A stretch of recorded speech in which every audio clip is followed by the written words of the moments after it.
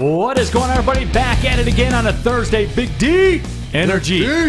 Woodward Sports Network. My name is Neal Ruhl. That guy is Joique Bell, going viral around the internet. This guy over here, Darren McCarty, he was viral in terms of winning Stanley Cups. Got 4 of those. Fish is in the bowl. Art, the child of the Flint Streets, in the production booth as well. I like the energy from this room today. I'm not going to lie to you guys, man. I just found out why. Well, Joique's a millionaire now. Joique wakes up and looks around and smiles anytime that Bitcoin go crazy in the middle of the night. Every time. And the crypto's popping this morning. There's no question about that. Joique and I were just talking about, investments and all that kind of stuff. I didn't get in the actual quote unquote crypto like you. I'm more in the companies that facilitate the buying and selling of crypto. Same thing though. It's all popping. Okay. Yeah, it's all going crazy. It's all going crazy. Can't lose. And then I think Bitcoin just did the ETF as well, and they said it did better than what they expected.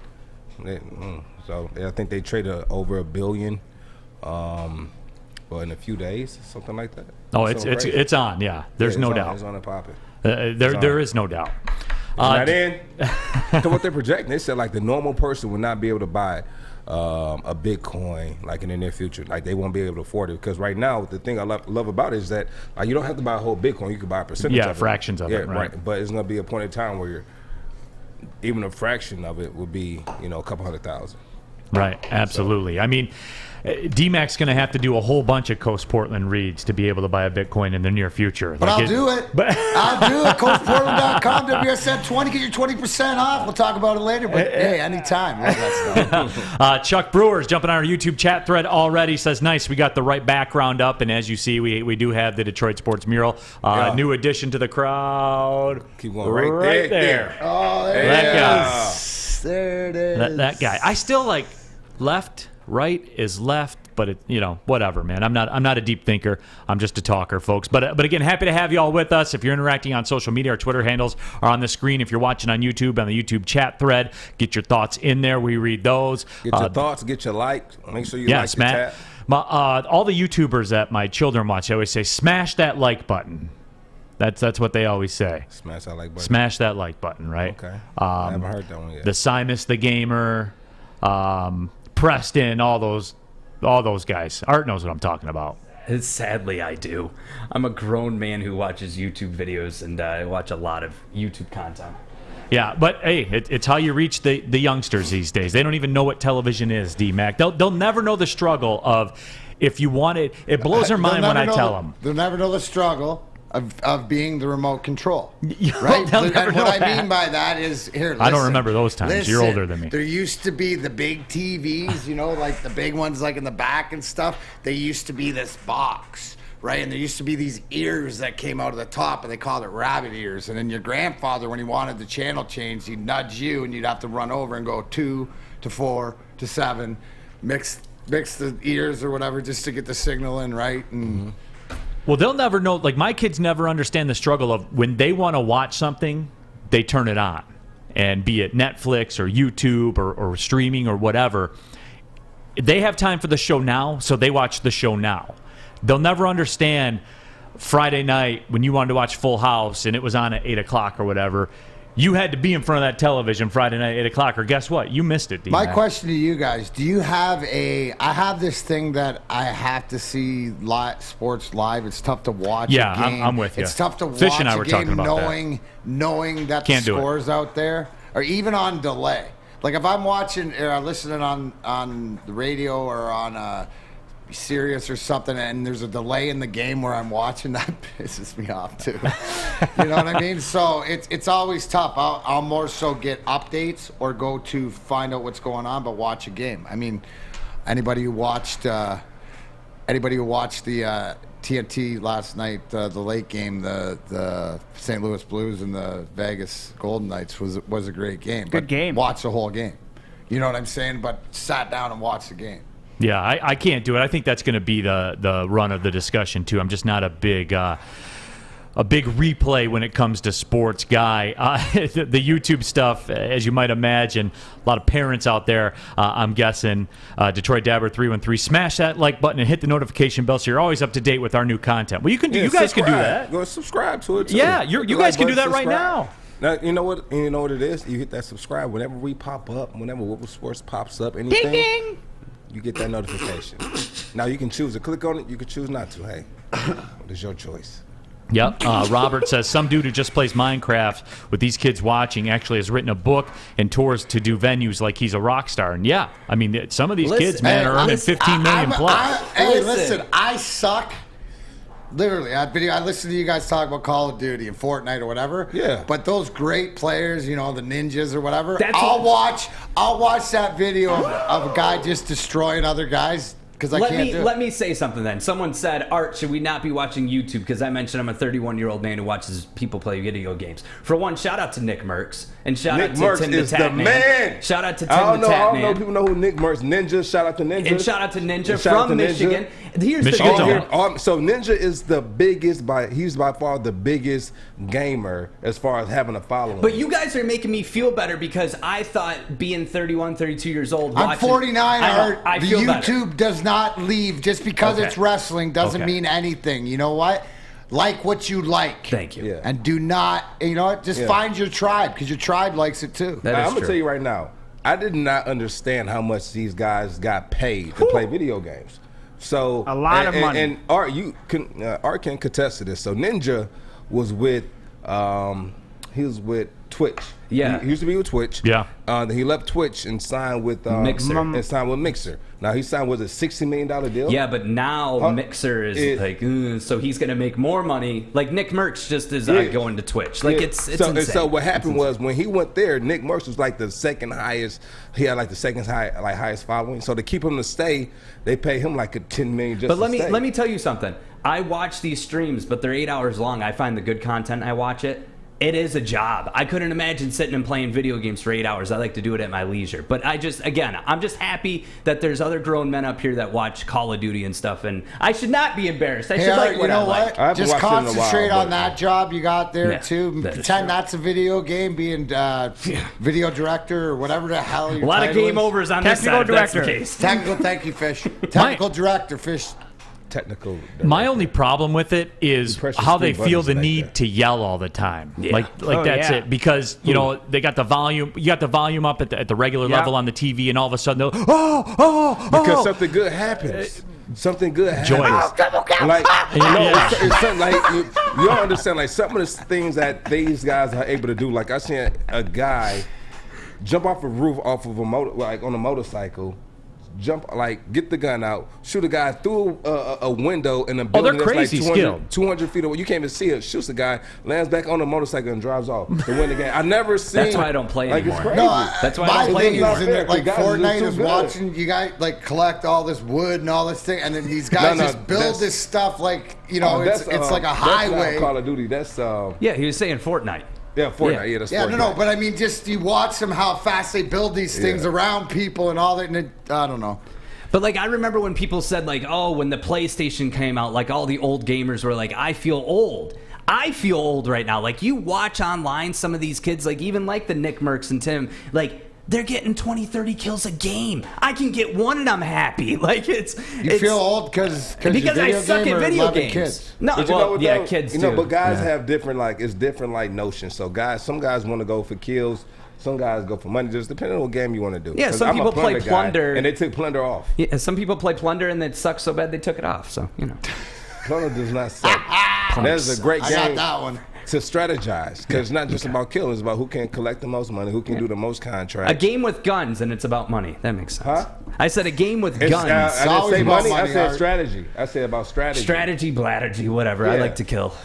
Canuck Duke says 360, no scope, son. So Hey, we need a drop of that. Fish, get that drop. 360 no scope. 360 no scope. 360 no scope, son. No, but it is amazing though, the depth of that community, the gaming community. I mean, everybody in here. Tammy Chin's talking about it. She's like, I keep up on it and everything like that, and it's so wide ranging. Dude, Robert Closia, yeah, me and your wife are the same thing. I play Red Dead Redemption and ride around on a horse. Exactly. And I mean, that game is unbelievable. Yeah. But I'll catch myself, being fully medicated and just ride around on a horse. D-Max in the middle of the woods just looking at the bears on his horse. All right. What am I doing? I'm on a mission. I don't know. We need that. We need a screen grab of that. Yeah. We need the audio hooked in. D-Mac just grabs the horse and goes in the woods to look at the bears and the fish. He doesn't want to kill nobody. I was checking out the plants, bro. I was just seeing if they got any, maybe there's always these little secret ways. I was just saying. No, but I've done that. Don't worry about it. Just like Preston or Simus or whoever, we need the little in the corner, their actual head, that little cutout of them doing it, and just the redemption horse just going down the forest with D-Mac audio, just speaking over it, not going anywhere. There it is. We need that. We need that. Oh, man, that is pretty good. No, but we got a good show lined up for you here today. We're going to recap the Pistons Chicago Bulls action last night. The Pistons fall in that one, 94-88, which had a very interesting ending that I didn't see a lot of people talking about. And, it's apropos we're in the MyBookie studios because the spread covering shot was called off at the buzzer. Initially, it was called good, but it's funny how that stuff works. Those are the worst, man, when you lose in that fashion. You're like, I got it. And, the worst is MMA, where they win the first round, they win the second round, and then they get flatlined in the third. And it's like you were literally plus 700 or minus 1,000 going into the third round. Yeah, it sucks. Yeah, absolutely. But that went down. Ballin with Bell will be here at noon today. Bringing that heat, that fire.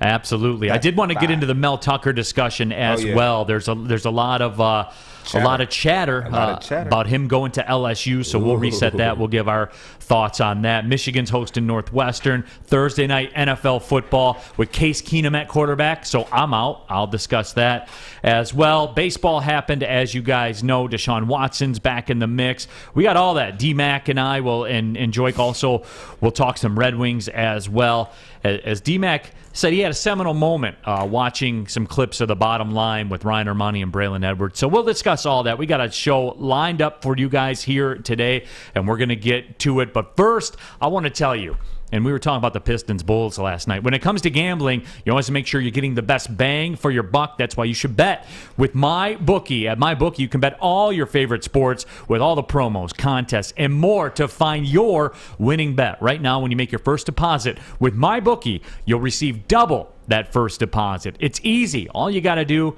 go to mybookie.ag. You there right now? All right, good. Sign up. I'm looking to bring on...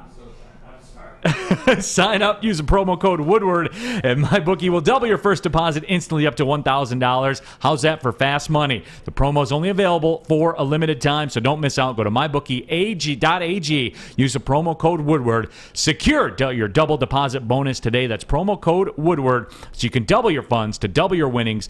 Bet anything, anytime, anywhere with MyBookie. Got a gambling problem? Do the right thing. Call the Gambling Problem Helpline, 1-800-270-7117. I'm looking to bring on another HVAC tech right now. We're recruiting 5 to 10 techs a month. We're looking to grow and expand. Every new tech we hire is from Northwestern Tech. The hands-on training is fantastic. They're always my first call. We love hiring Northwestern Tech grads. They come out trained and ready to work. Our program is only 10 and a half months, and our next classes are starting soon. So why wait? I'm looking to hire a graduate of Northwestern Tech. Northwestern Tech. Northwestern Tech. Off and running here, Big D Energy, Woodward Sports Network on a Thursday. Neal Ruhl, Joique Bell, D-Mac, Darren McCarty in the house here today, but did want to get into this Pistons discussion a little bit. And look, I know a lot of the air was out of the balloon when Cade Cunningham didn't play last night. But there was a buzz, and there was a big crowd out there at LCA. It was very Red Wings-esque, I thought. There was a good energy in the building. Jeremy Grant had 24 points and 6 rebounds, but the Pistons did fall to the Bulls 94-88. And Joique, I'll tell you this. From what I saw, and I watched 95% of this game, what I saw, and this isn't a bad thing, this is actually a good thing, was that Pistons team looked exactly like the Pistons team last year, period, because Cade Cunningham didn't play. And I think that last night was a very good example, Joique, of how Cade Cunningham not put you over the edge to be a lock for the playoffs or anything like that, but in that game, in that space at that time, I think Cade Cunningham was the difference between not winning and winning. Yeah, he was. So I was able to catch the tail end, and so which was, where we had opportunities to take the league or get back, and we missed a lot of open shots. But it was a couple plays in that game that I saw like, okay, things that was happening away from the ball that I was very, very impressed with.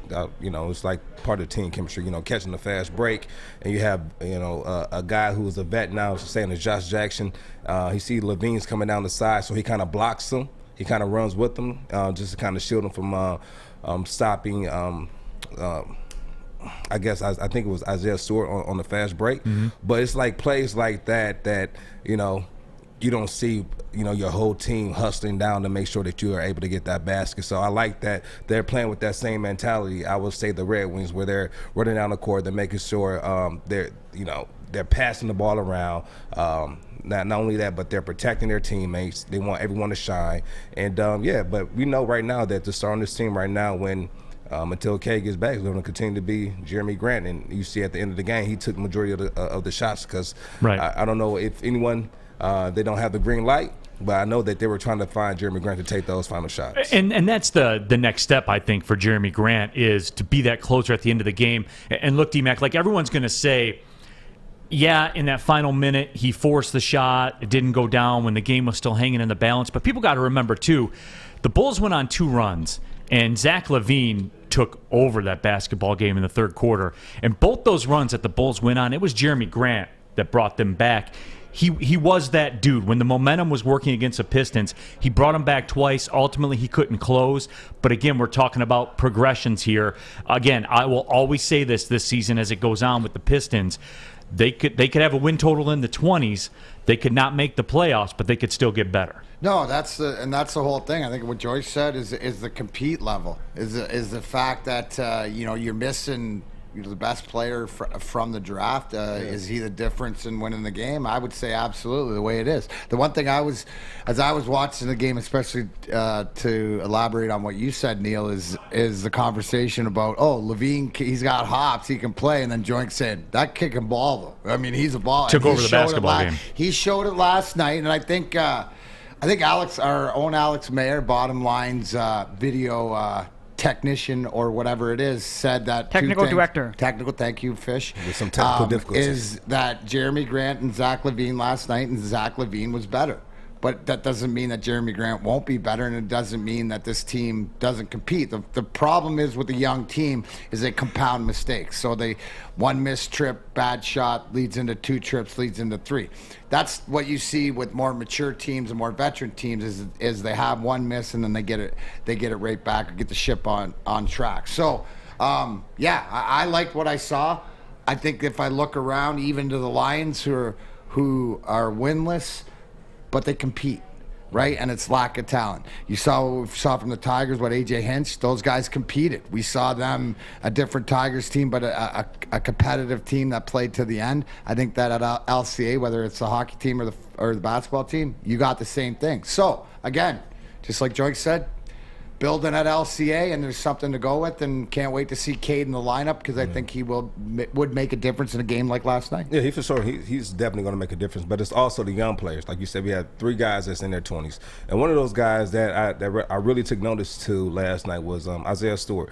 He had a great play where he came down and he played some top-notch defense, was able to get the guy to miss his shot, and then hustle back down the other end and got the basket, and it's things like that. Like he's our new version of, like, I will call him Dennis Rodman 2.0. You know what I'm saying? So I really like the way he plays. He hustles. He plays great defense, and he's still learning. He's still learning the game. But one thing you can't doubt that he's up and down that court continuously, every quarter, every play.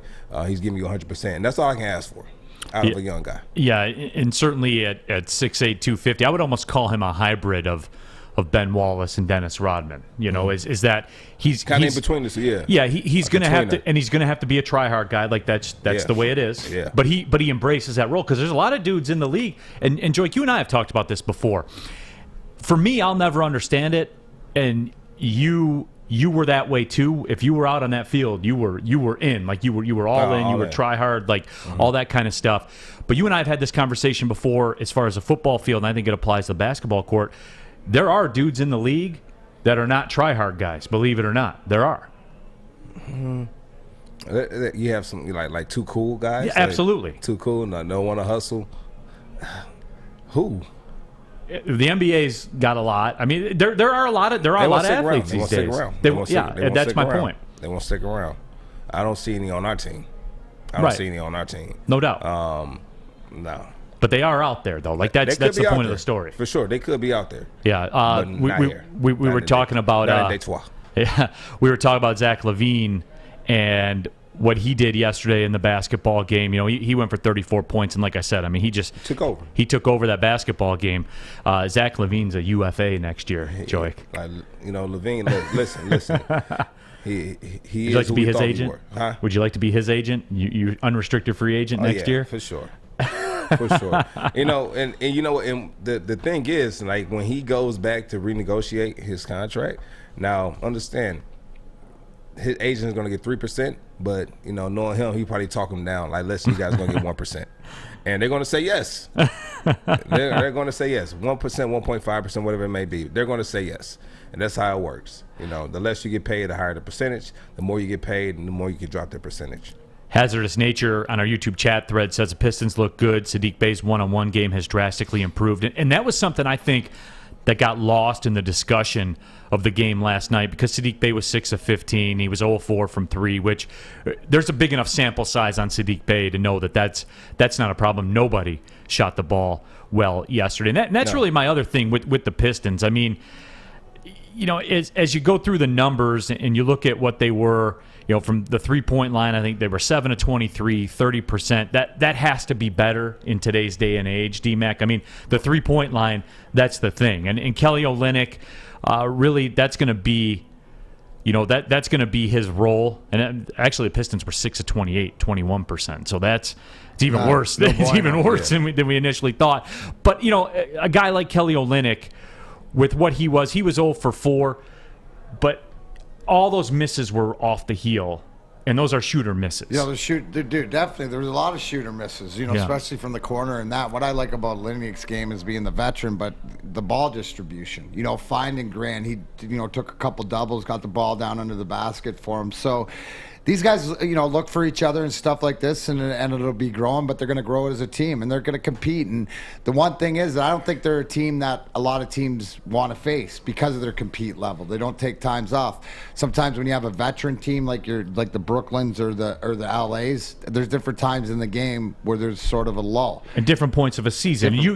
We have talked about this before. You can speak to that. There are different times of it. There just are. Yeah. You can't go 110% every minute of every game. And I think that here's the one thing, too, is that if the consistency that the Pistons, because they will be able to use that, because teams might take them a little bit lighter early on, just the fact that it is Detroit. But I liked what I saw, because execution, some of the misses, stuff like that, and you nailed it. How many times did that ball rim in and out, or what do you call it, heeling? Yeah, off the heel. And that's always like the universal sign when you're a shooter. If you miss the shot off the heel, the shot's on. It's a tough miss because it was a good shot. It was just too deep. And shooters will tell you they prefer to miss off the heel because they feel better about themselves when they do that. So the word on Cade Cunningham is he might be back on October 30th, the home game against Orlando. So we will keep an eye on that and see how that shakes itself out. But again, it's interesting to me. I think we're going to get a really good look without Cade, and then we'll see the impact that Cade Cunningham makes. And look, guys, I'm always going to say this too.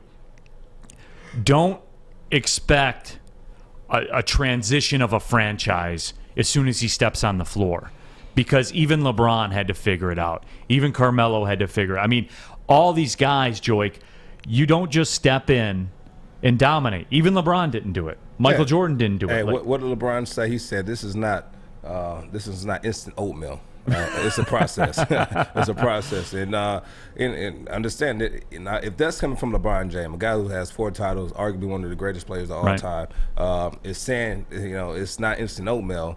From Troy Weaver just got here last year. Last year was his first season. Give him time and go through the process. And the thing is, one thing I always hear when I play, embrace the process, embrace the process. And I would hear that, but I never knew what it meant until I got into a situation where we weren't winning games. And in 2012, we weren't winning. But we were doing all the right things. I think we went 4-12, but we had about 6 or 7 games we lost by a touchdown or less. And so we're right there. And then you turn around in 2013, we go 7-9. Then you turn around in 2014, we're 11-5. We were trusting the process. And so you have to be able to embrace the process and take everything with it, because you're going to learn lessons within that process that if you don't go through that process, you'll miss some valuable life lessons. Mick 4853 says, let's address the elephant in the room, Killian Hayes. And yeah, Killian wasn't good last night. I think Killian Hayes would be the first one to tell you that he wasn't good last night. What I did like, though, I did like the transformation of the body for Killian Hayes. I mean, you could see it was different. Whenever it's noticeable, where a guy or something like that, when you can sort of notice it, that's a big thing. That means he's put in the work. So, I mean, it's one game, guys. No, I know it is, and that's going to be the thing right now. Like, he's going to be the Red Wings goalie or the Lions quarterback. I mean, that's because he's got the tag on him. Yeah, right. And that's what it is. You're the number 7 overall pick, to whom much is given, much is expected. That's the nature of the beast, but that's part of it. Was that, I could be wrong, Matthew 22-14, many a call. All right, many a call, but few are chosen. Hey, you're the chosen one. You got to help lead this team.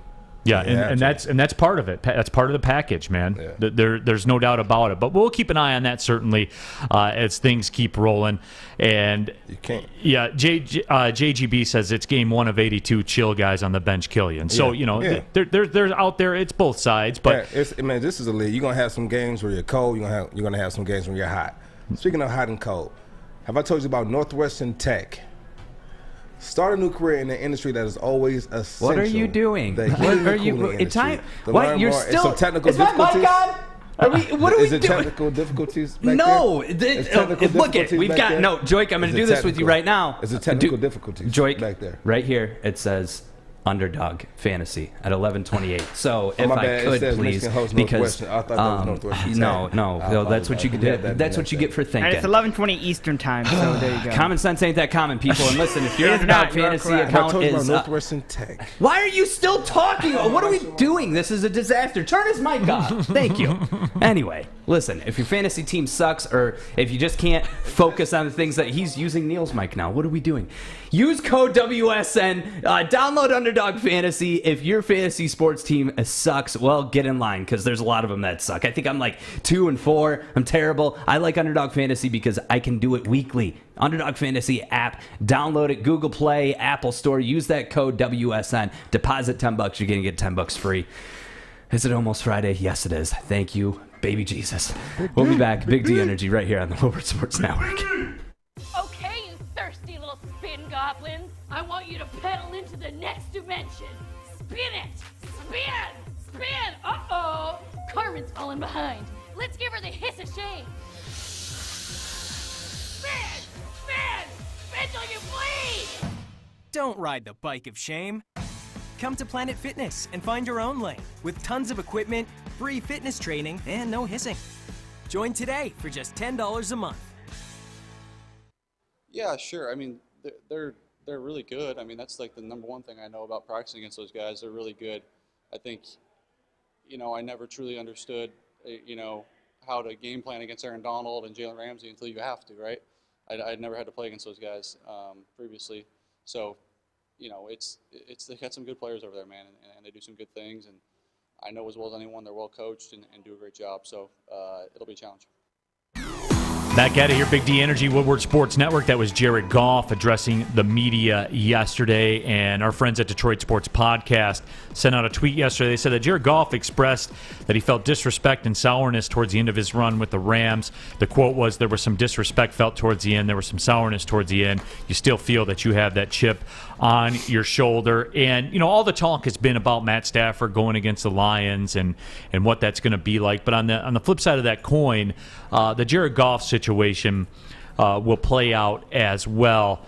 But, Joique, you know, Jared Goff's been a pro about it, too. I mean, everyone's been hailing Matt Stafford for how he's handled it. Jared Goff, I think Jared Goff's done a good job of talking about it, like addressing it, getting his feelings out there, but also at the same time, you know, not making a big deal about it. And look, the bottom line is, like, feeling dissed by the Rams. Bridges. What's that? Don't want to burn bridges.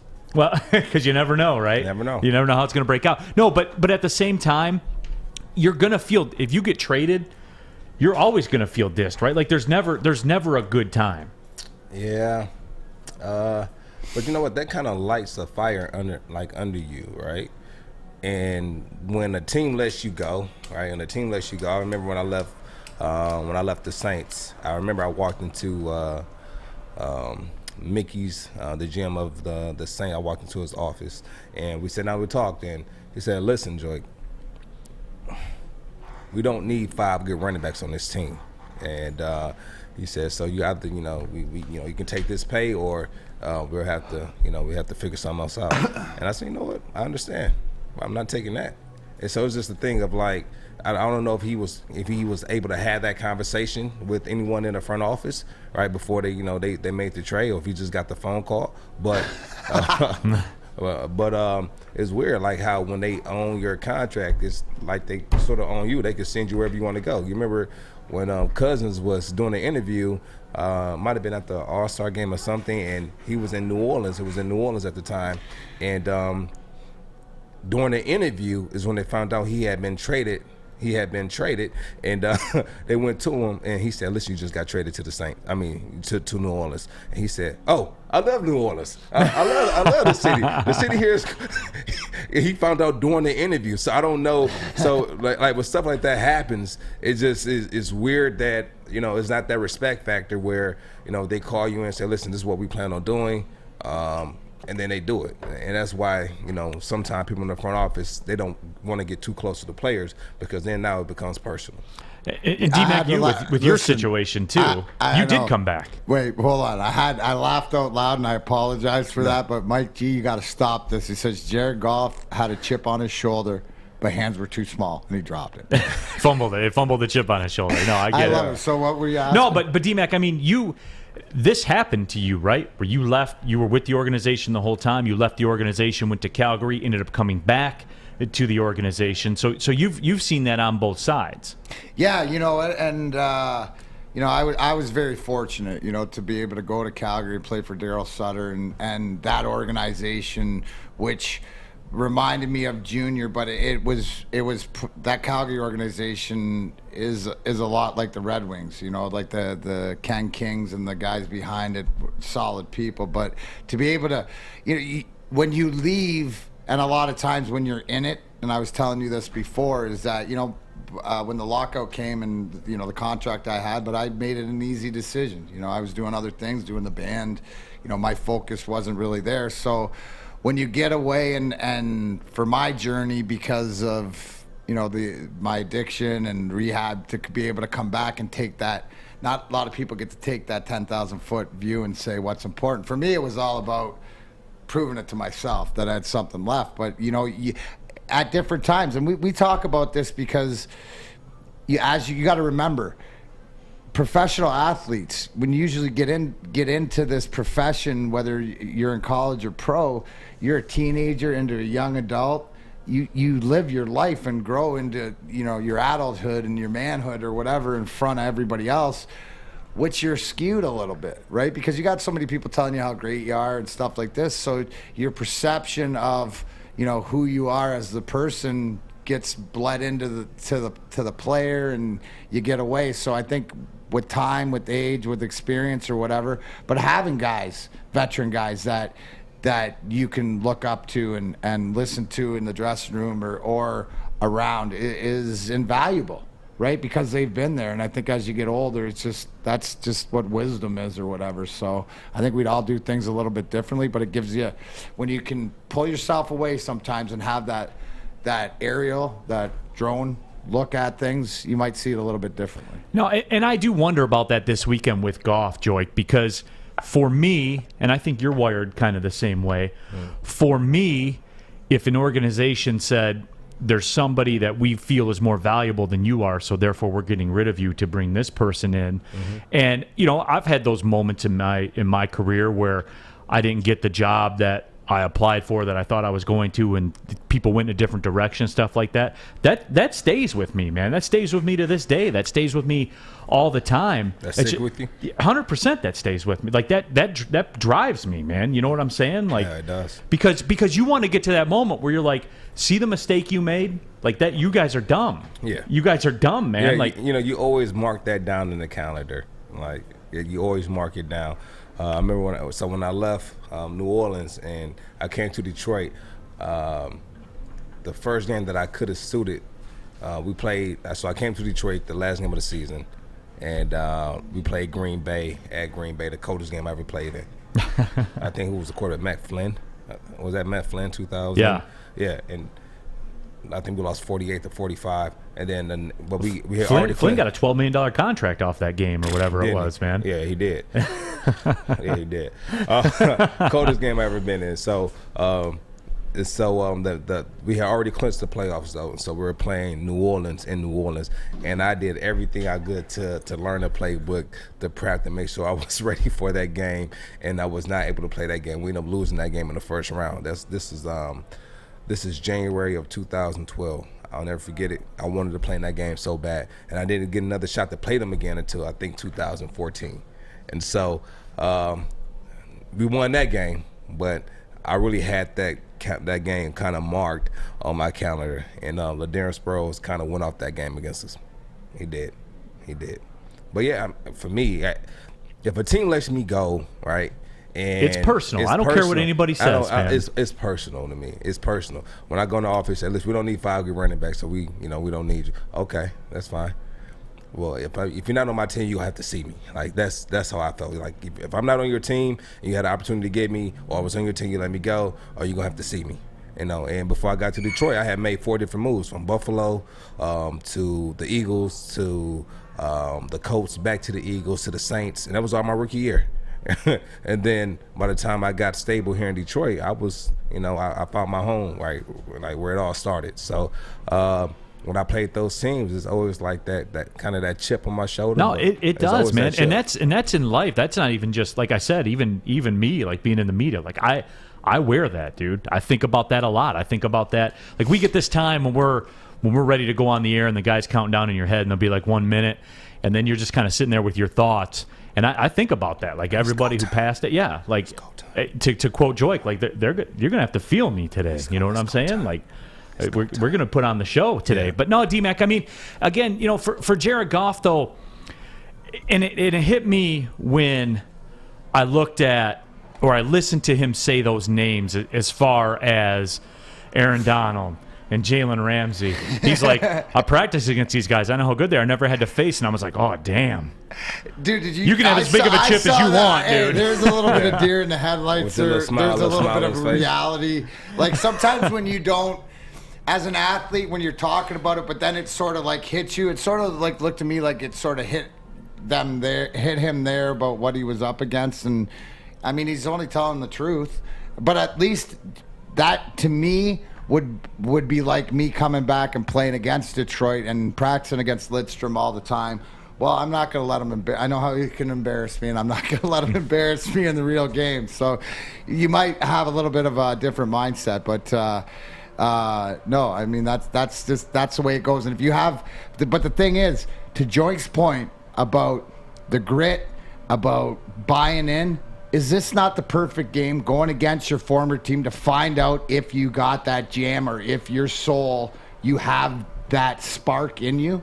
I mean, with nothing to lose, too. With nothing to lose. Coming off of Joique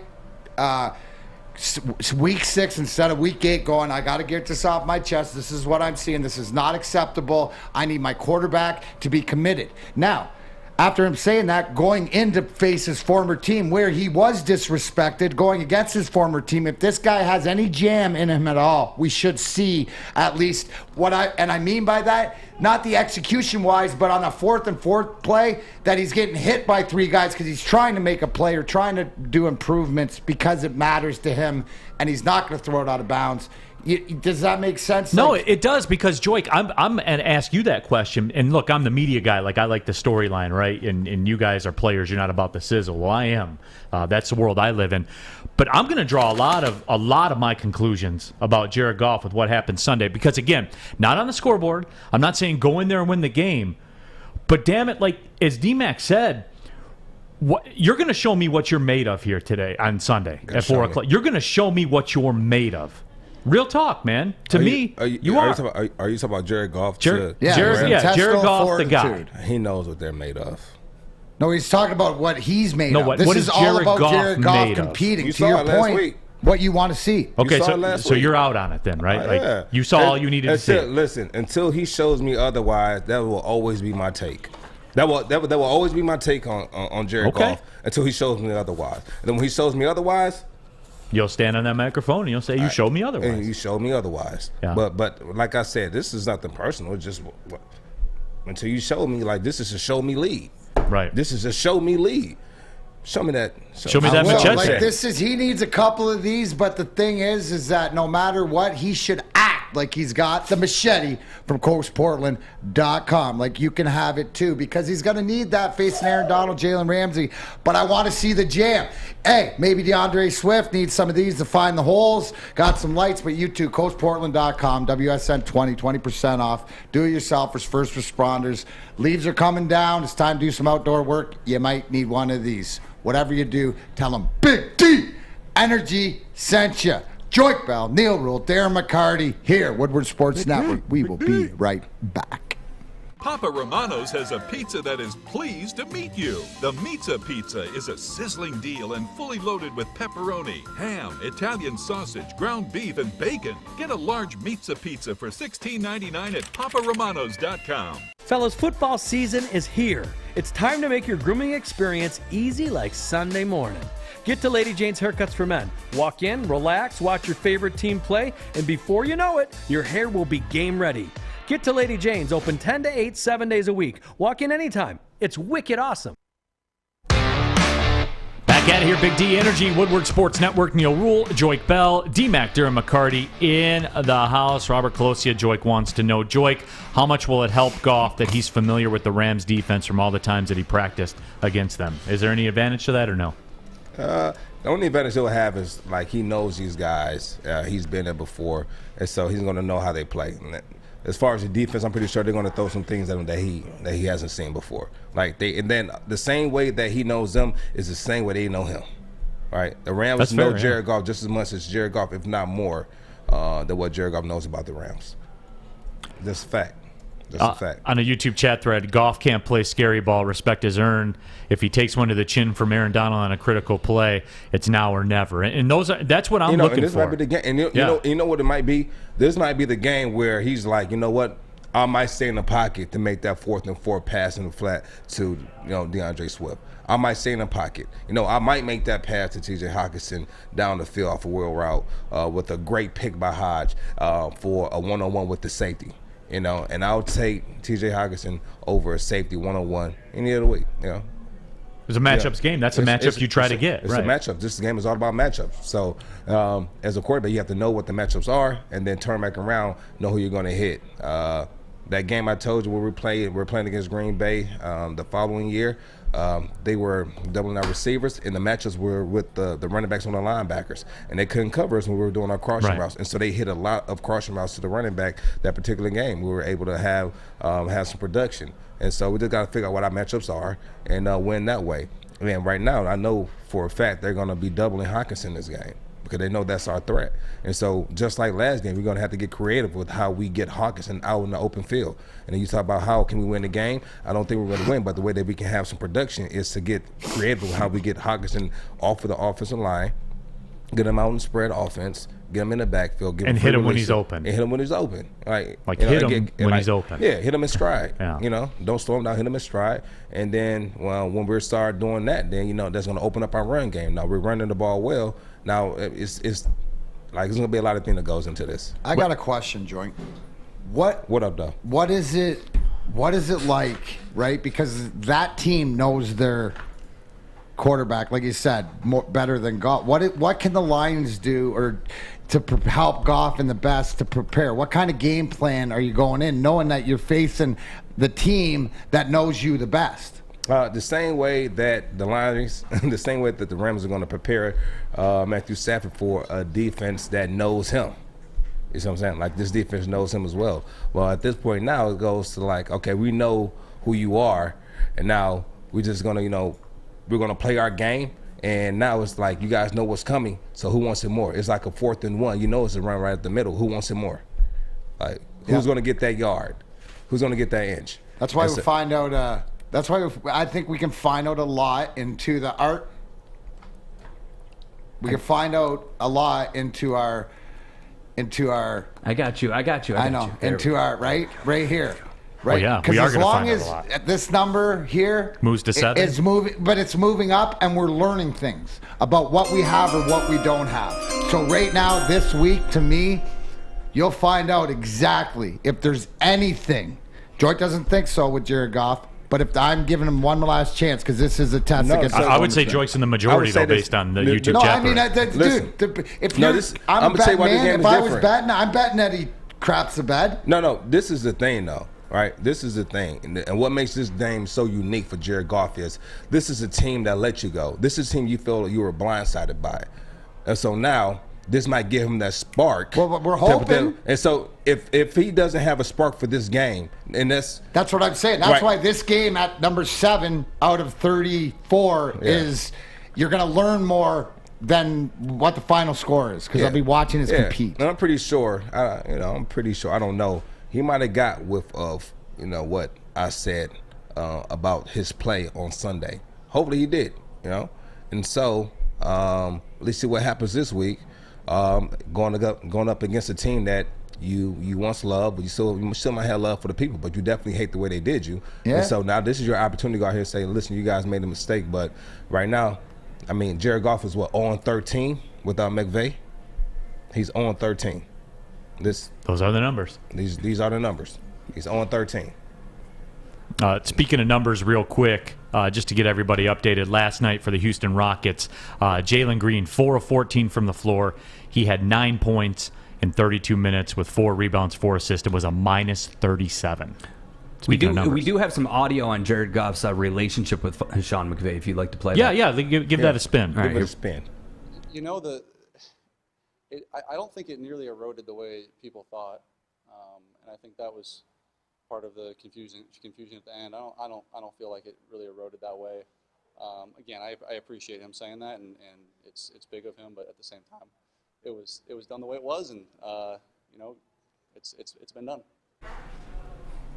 Yeah, I mean, what else is there really to say? Through all of it, it was done. Like, he still was traded, and there wasn't a lot of communication to it. But again, I don't care about that, because Sean McVay's running a business, and his business is the LA Rams football franchise.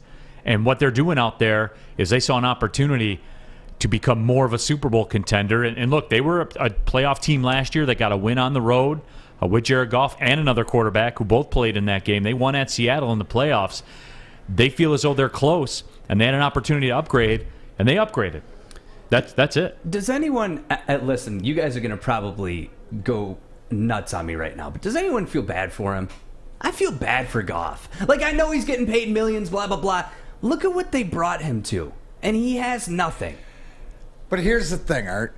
This gives you, so you look at it both ways, and I understand why you would look at it glass half empty, because that's how you are. But if you look at it like the rest of us positives, where it's half full or it's refillable, the glass is never half empty or half full, it's always refillable. Remember that. This is an unbelievable opportunity for him, because he's got the world you know what I'm saying? Like, it's coming down. Nobody expects anything. So if he goes out and shows a heartbeat and a pulse that he wants to be that guy, myself, I'll speak for my Lion fandom or whatever else, I just want to see a pulse out of this guy, that he cares.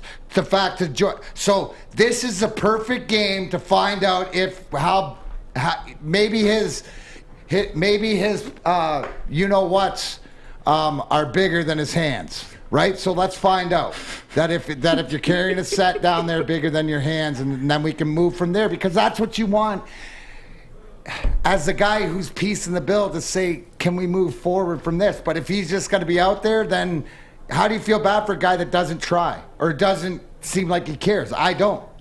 What do you got, Fish? I know I've been 10-7 Lions, and I still am 10-7 Lions. However, I feel like this game is a trap game. I feel like the Lions are going to go in. The Rams are going to think that everything's going on. How do you have a drum roll? You have your very own drum roll? Well, no, I don't. It's just on the sheet. I think it's going to be a trap game. I do. For who? Yeah. For the Rams. I think they're going to go in. They're going to think, Lions are 0-7. Oh, we can just do whatever we want. You know what, Fish? Fish, come on. No, but Fish, they can do whatever they want. Interception. Lions up 7-0. Second quarter. Interception. 14-0. So listen. 17-0 off a field goal. Fish. Yes, sir. So Fish. That makes sense. So he's got 10-7 mentality. So they lose. Say they lose. They go 0-7, right? Lions. Okay. Yeah, say they go 0-7. Put it on Fish's face as I ask him this question. This whole question. They go 0-7. Yes, sir. You think they're going to come back and win 10 games straight? I mean, it's 0.000%. No, I did not ask you that. No, I don't want to hear no percentages. I want to know yes what you or really no, feel. Fish. Are they going to come back and win 10 games straight? Yes or no? Well, it's 100%, right, Fish? Because you can't have a 10-7 limo if you don't get to 10-7. That is you are correct, Neal. I feel like I've abandoned you. They could go 10-7. Yeah, you totally did. Week 3. All right, put it back on his face. Realistically, no, they have no chance to go 10-7. But there is a very slight. That's not what I'm asking. You say you're still on the 10-7 limo. Yes. So are they going to win the next 10 games? Yes or no? We don't want to hear none of that other stuff. All right. Are you willing to put? And it starts with the. Is that all talk? Or are you really going to put something behind? You want to put 4 eggs on it? I mean, he won't even. That's put no. 4 eggs That's a no. You won't put 4 eggs on it. That's a well, no. I won't eat it. So if someone else wants to eat my 4 eggs, I'll eat your 4 eggs. All right, done. 4 eggs. He was worried about eating them. He was worried not about buying them. Yeah, I don't eat the eggs, so I'm not. What do you want? Give me 4 eggs scrambled with cheese, please. What would you like? To go. By the way. To go. To go. Ready by 11:40. You mean 10:40? No, Joique will just eat them on the air. That's cool. I would.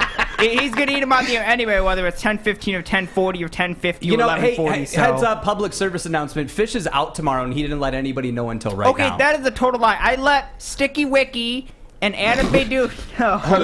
Are you talking to weed now? You're smoking weed? No, he's got to be if he's talking about 10-7 limo.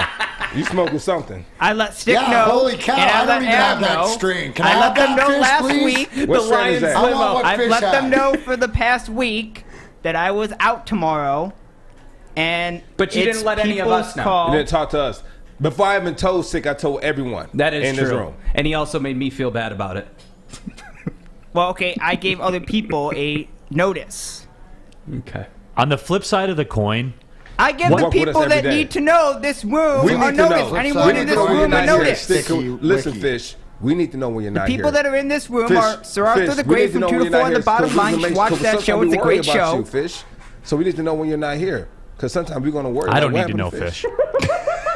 Because he doesn't love you. Neal doesn't love you. No, I don't need to. I don't need to know because I'm going to be here. When he's on he's driving his boat. He only sees the horizon off the side. He doesn't worry about. Hopefully, this boat isn't like the Lions limo. Jeez. No, but on the flip side of this coin, I care about this booth that need to know about this booth. Let the host on the flip side of this coin, What if they did go 10-7? What if they lost and came back and won 10 straight? This guy, I will erect the fish statue. Listen, I will erect the fish statue right next to where Maz went potty in the middle Fish, of do you have Woodward. a car crash sound effect playing right now? I'm smoking the wrong pen here. You know what'd be even funnier? What if they ddid it? Art gets his 10-7 limo tattoo, and then they do it. Yeah, right? which an update on that. Both mate. my artists flake, so at this point, a homeless guy can do it. I just want to get it done. Just let's get it done. Get what done? What about the artist that did your whole body? He's too busy making money, and I tried telling him come in, and he's a very antisocial person. He just likes to draw on people, and So just do it in the bathroom and have a camera. Yeah, what? No, The bathroom is an area where there's zero people there. Listen, I'm about to bring a tattoo artist in here, and they'll do it. Can I see their portfolio first, please? I will send you that Instagram. You get to choose where you want it. No, I think he says on above his, like on his knee. You said it Make was on his knee. stupid bets like that, you're gonna suffer. I don't even get to see who's going to be doodling on me for life. Okay, Listen, all right, whatever. I'm gonna have her. Listen, I'm gonna have her come in. She's gonna do it here on the show. You know what? I'm gonna call her. Oh boy, pull up on her. Or I'm gonna have her pull up. But- I'm gonna have her pull up. I'm gonna have her pull up. What if they did do Pull it? up. Stop. Neal, stop. That'd be awesome. Wouldn't that They be make the incredible? playoffs. Yeah, and you know what it is. So I'm gonna tell her like, make sure it hurts so we can have the camera on his face. Make sure it hurts. Okay, but anyway, Neal, stop. What if they because did- you're giving him more hope. No, but should we I'm gonna be should we honest, I have have zero should we hope, get but- the city of Birmingham to commission a statue City and of put Birmingham? it like What about the city like of right Detroit? here? Have one outside of Ford Field. Yeah. Yeah. Should we I not? appreciate your picture just statue, but like I the don't need a big boy. statue. Out front of big boy, the fish. It'd be fish. And this then is where I it is would pointing in. And then I would ask, I would say, "Hey, Fish, can I be on there?" And you would say, "No, you failed yourself when you left the limo." So I Well, mean, technically, you haven't got the tattoo yet, so you've got to pass. none of this is if happening. you get the tattoo- we're in like La La Land right now. Who's in We La just La predicted. Joique predicted like that they'll be lucky if they get what? How many games? 2?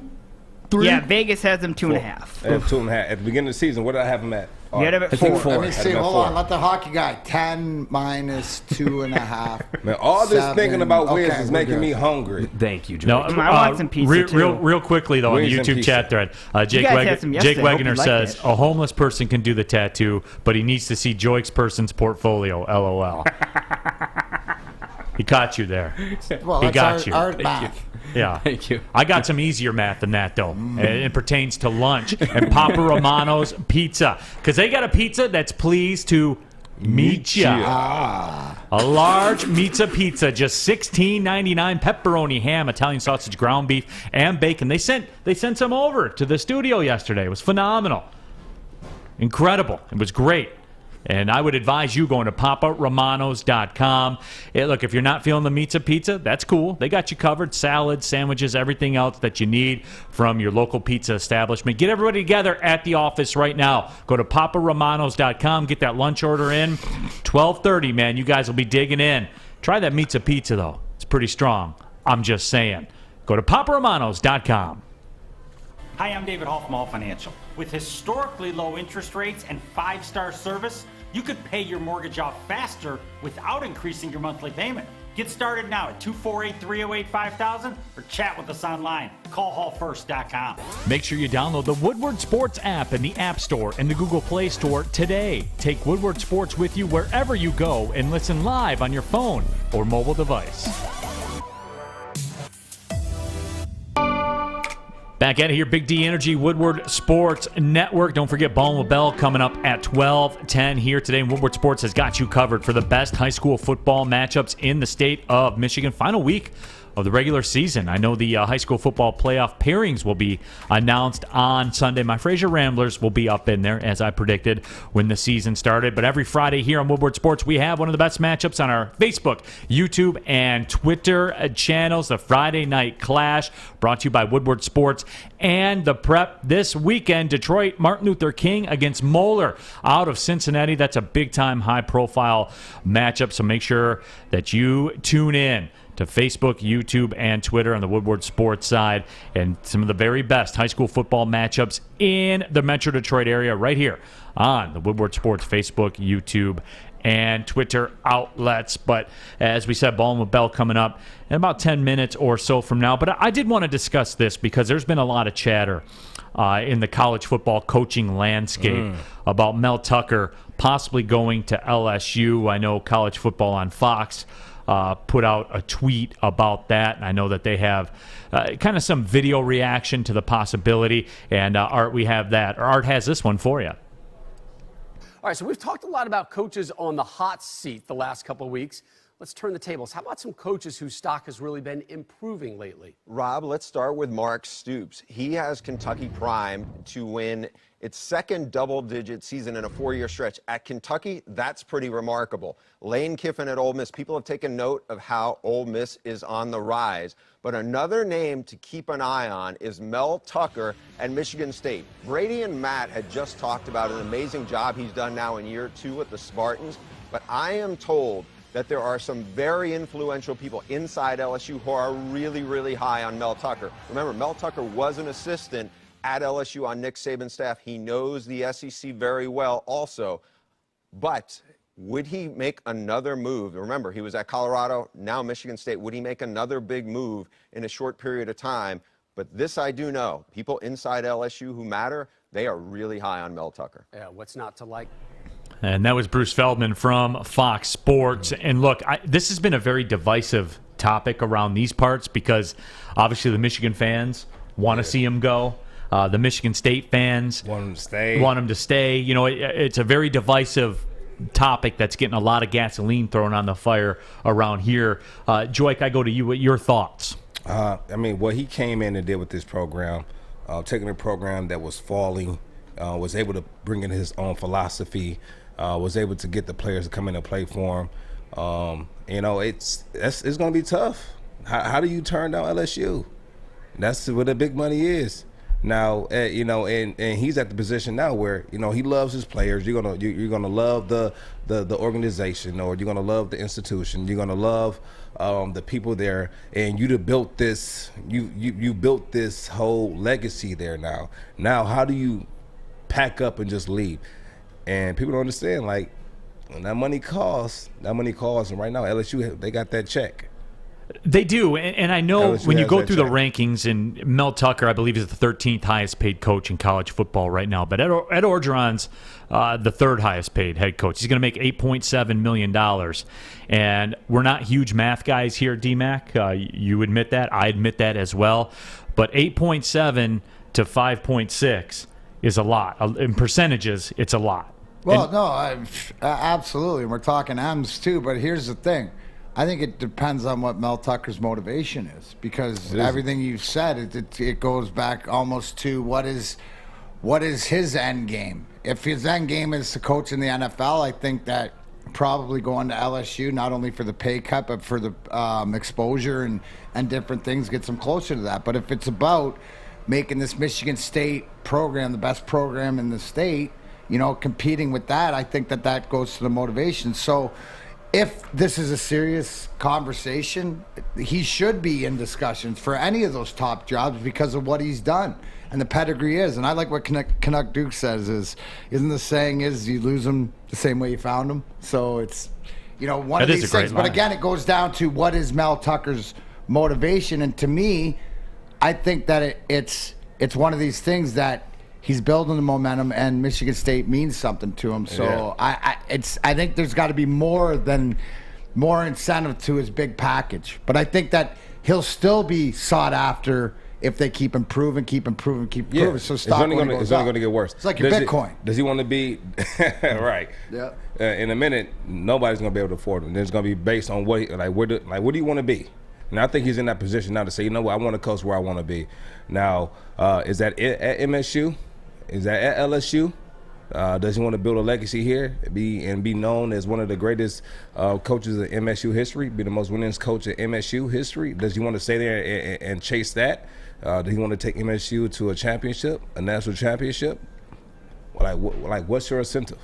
Chuck, who is a noted Michigan fan on our YouTube chat thread, but pretty reasonable guy, says if Michigan's dependent on State to lose their coach to beat them, then Michigan doesn't deserve to win. And Chuck, again, I have a couple Michigan fan friends that I go to that are real, that have real discussions and stuff like that, and I feel like you're along those lines, and that's my point about it too, where all the gas that's been thrown on this fire by Michigan fans, I would feel about it the same way that you do if I were a Michigan fan, because I would worry about my program, and I would worry about, because I'll tell you who's not on that list of top 13 coaches, top 2 coaches, and that's Jim Harbaugh. Like that after the salary restructuring and all that stuff, he's fallen back to just another guy in the college football coaching circles. But with all that being said, and I knew that people were going to go to this and compare it to the Saban thing when Saban left Michigan State to go down to LSU. Michigan State, I think, was in a much different place at that time, as far as the people in charge, as far as the decision makers, as far as the administration, all those kinds of things.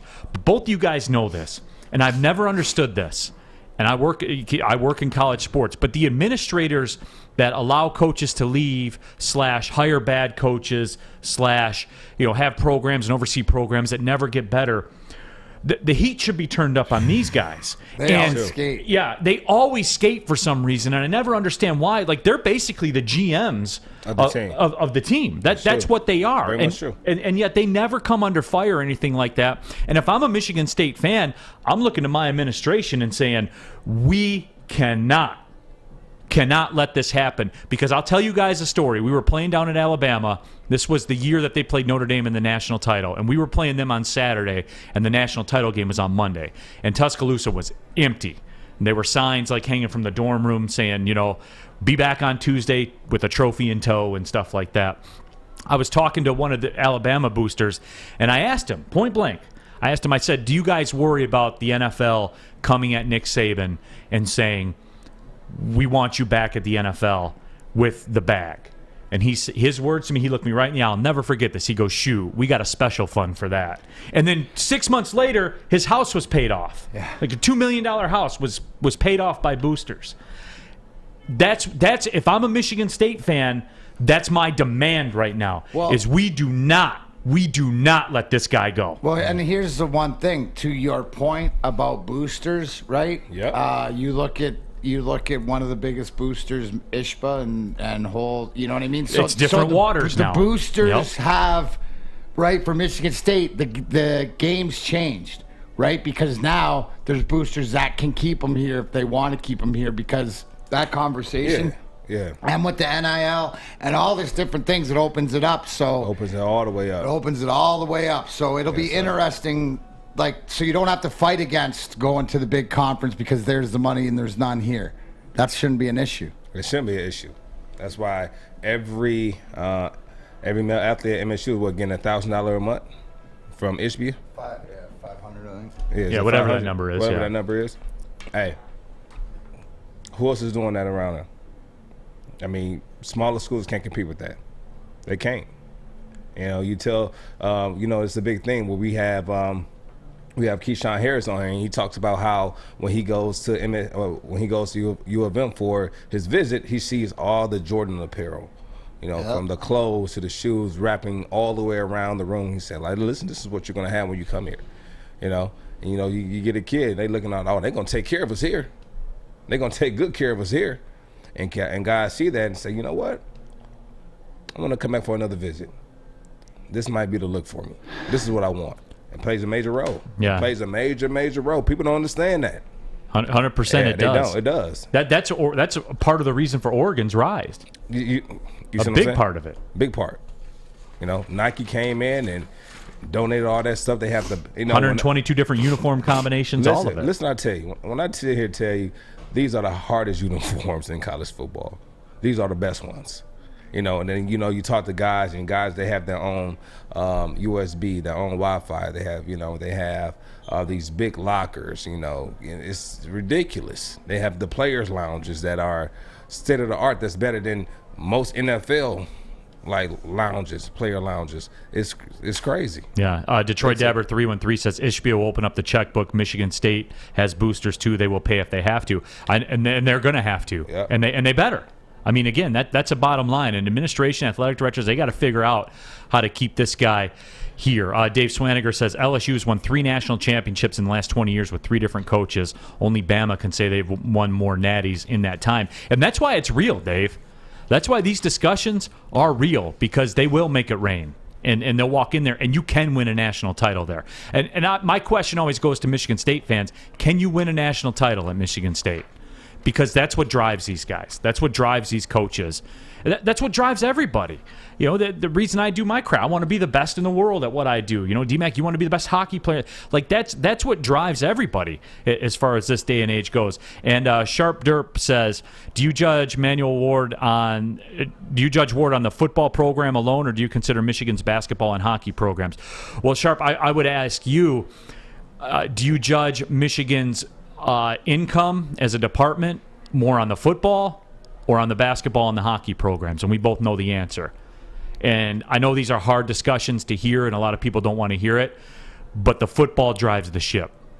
That's what it is. The reason the Big Ten Network cuts a $30+ million check to every institution in the Big Ten is because of the football.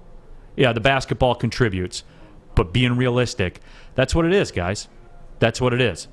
Speaking of television and football, Joique is going to break it down for you. When we come back, it will be another episode of Ballin' with Bell. Ballin'. Well, yeah, that. Pull up Ballin'. We got to get that Ballin'.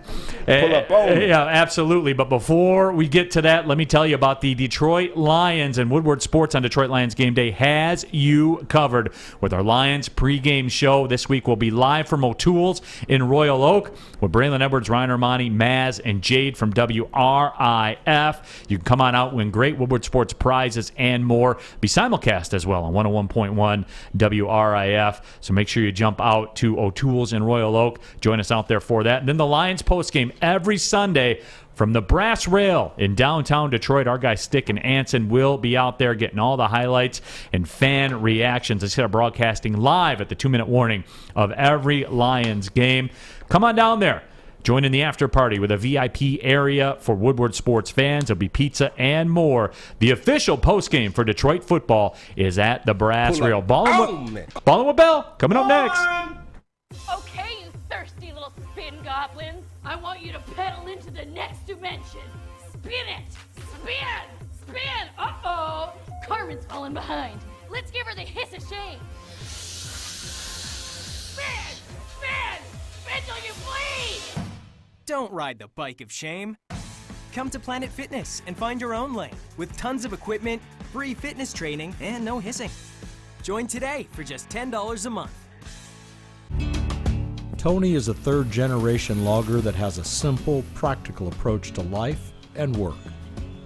That's why his Coast DX342 knife is perfect for him. The stainless steel blade is rust-resistant and made for all-weather use. And the double roll-lock safety ensures that it will never inadvertently close when he doesn't want it to. That's why Coast is trusted tough.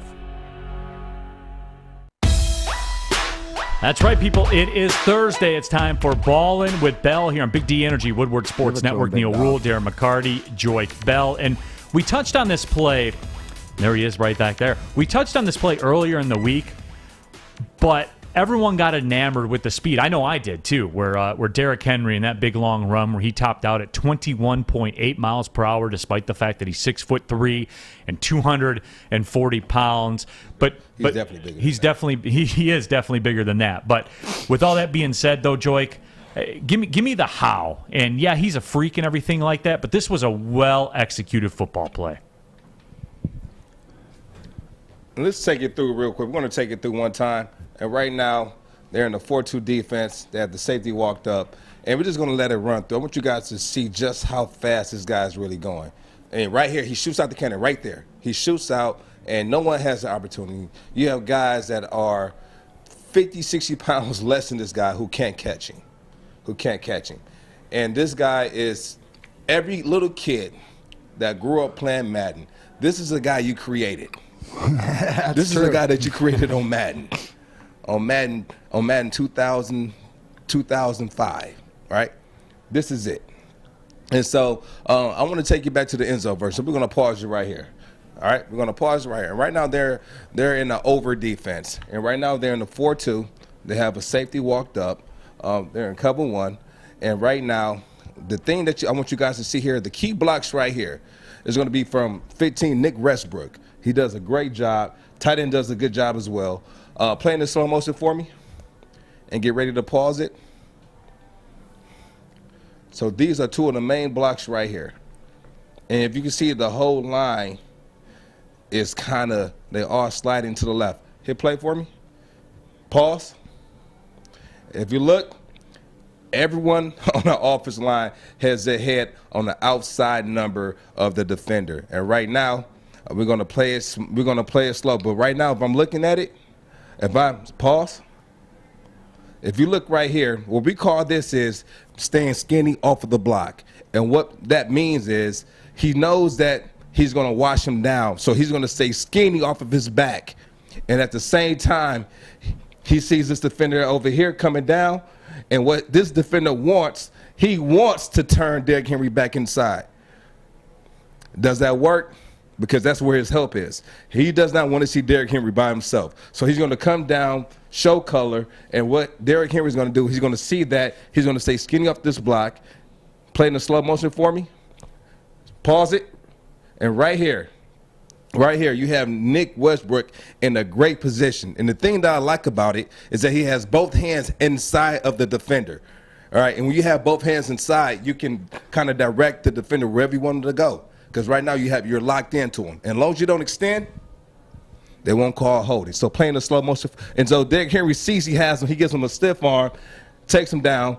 If you look at A.J. Brown did a great job with blocking his guy as well. And we're looking at Derrick Henry, but everything behind the scene, everyone's doing their job to make sure this guy can get in the open field because they know what he can do on open field. And so once again, every team receivers do not block like this.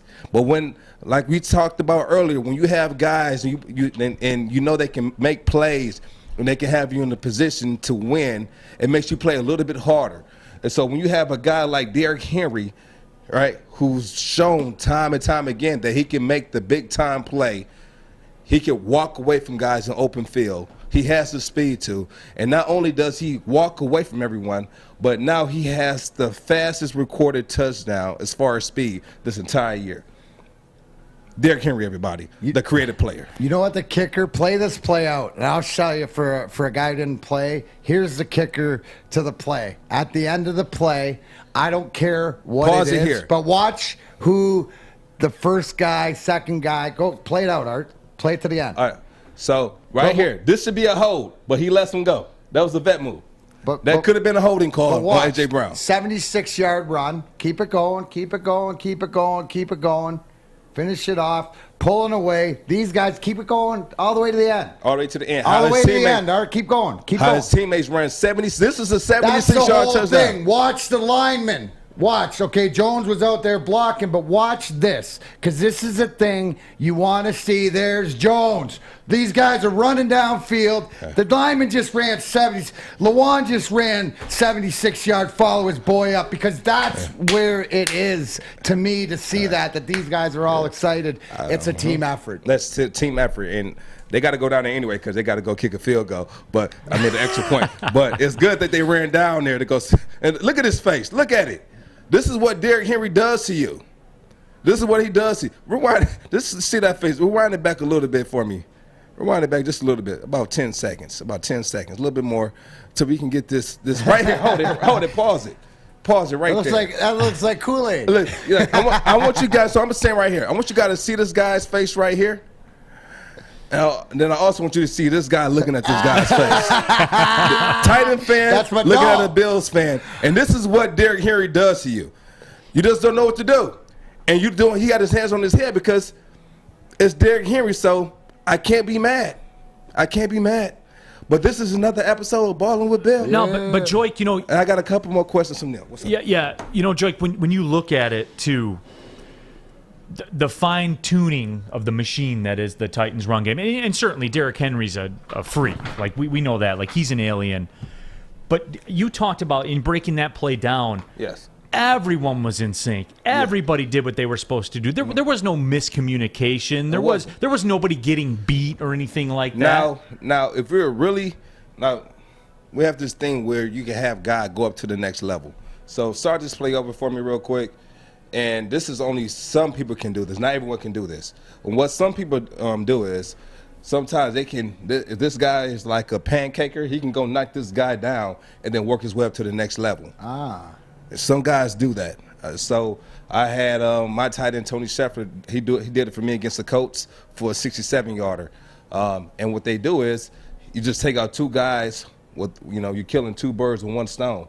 But right here it was good because he was able to take this guy, hold him, and you just give Derrick Henry one-on-one with the safety coming down. And when that happens, what do? What do you do? I'll take that. Hey, I'll take that bet every day. Yeah. 9 out of 10 times he's going to win that. And right here, he just stuck it out. He stayed inside. And with a guy like Derrick Henry, he doesn't like to go outside, and that's his game. He wants to get upfield as soon as possible. He doesn't waste time cutting. He stands skinny off that block. He stiff arms this guy to help out his blocker, and now he takes him to the ground. He stays engaged the whole time. A.J. Brown picks up the block right here on the outside, and now it's just a foot race. And what you see, he's not running to the sideline. He's running straight downfield because shortest distance. It's the shortest distance. It is the shortest distance. It's a vet move. It is. Joique, Steve R. wants to know, so what you're telling me is the Lions don't block like this, LOL. They could. I mean, they have tools in place. They have tools not with in all place. the injuries, but yeah, but it's about them getting, the running back getting to the second level. All this matters, right? All of this matters, and so, let's go back and watch some. I'll break down a Lions game where, I see the receivers. I mean, they're not blocking. They're not giving terrible effort. It's never been an effort thing for me. It doesn't take any effort to get out there. I mean, look, and this guy right here, this guy was a monster, but he played a long time ago.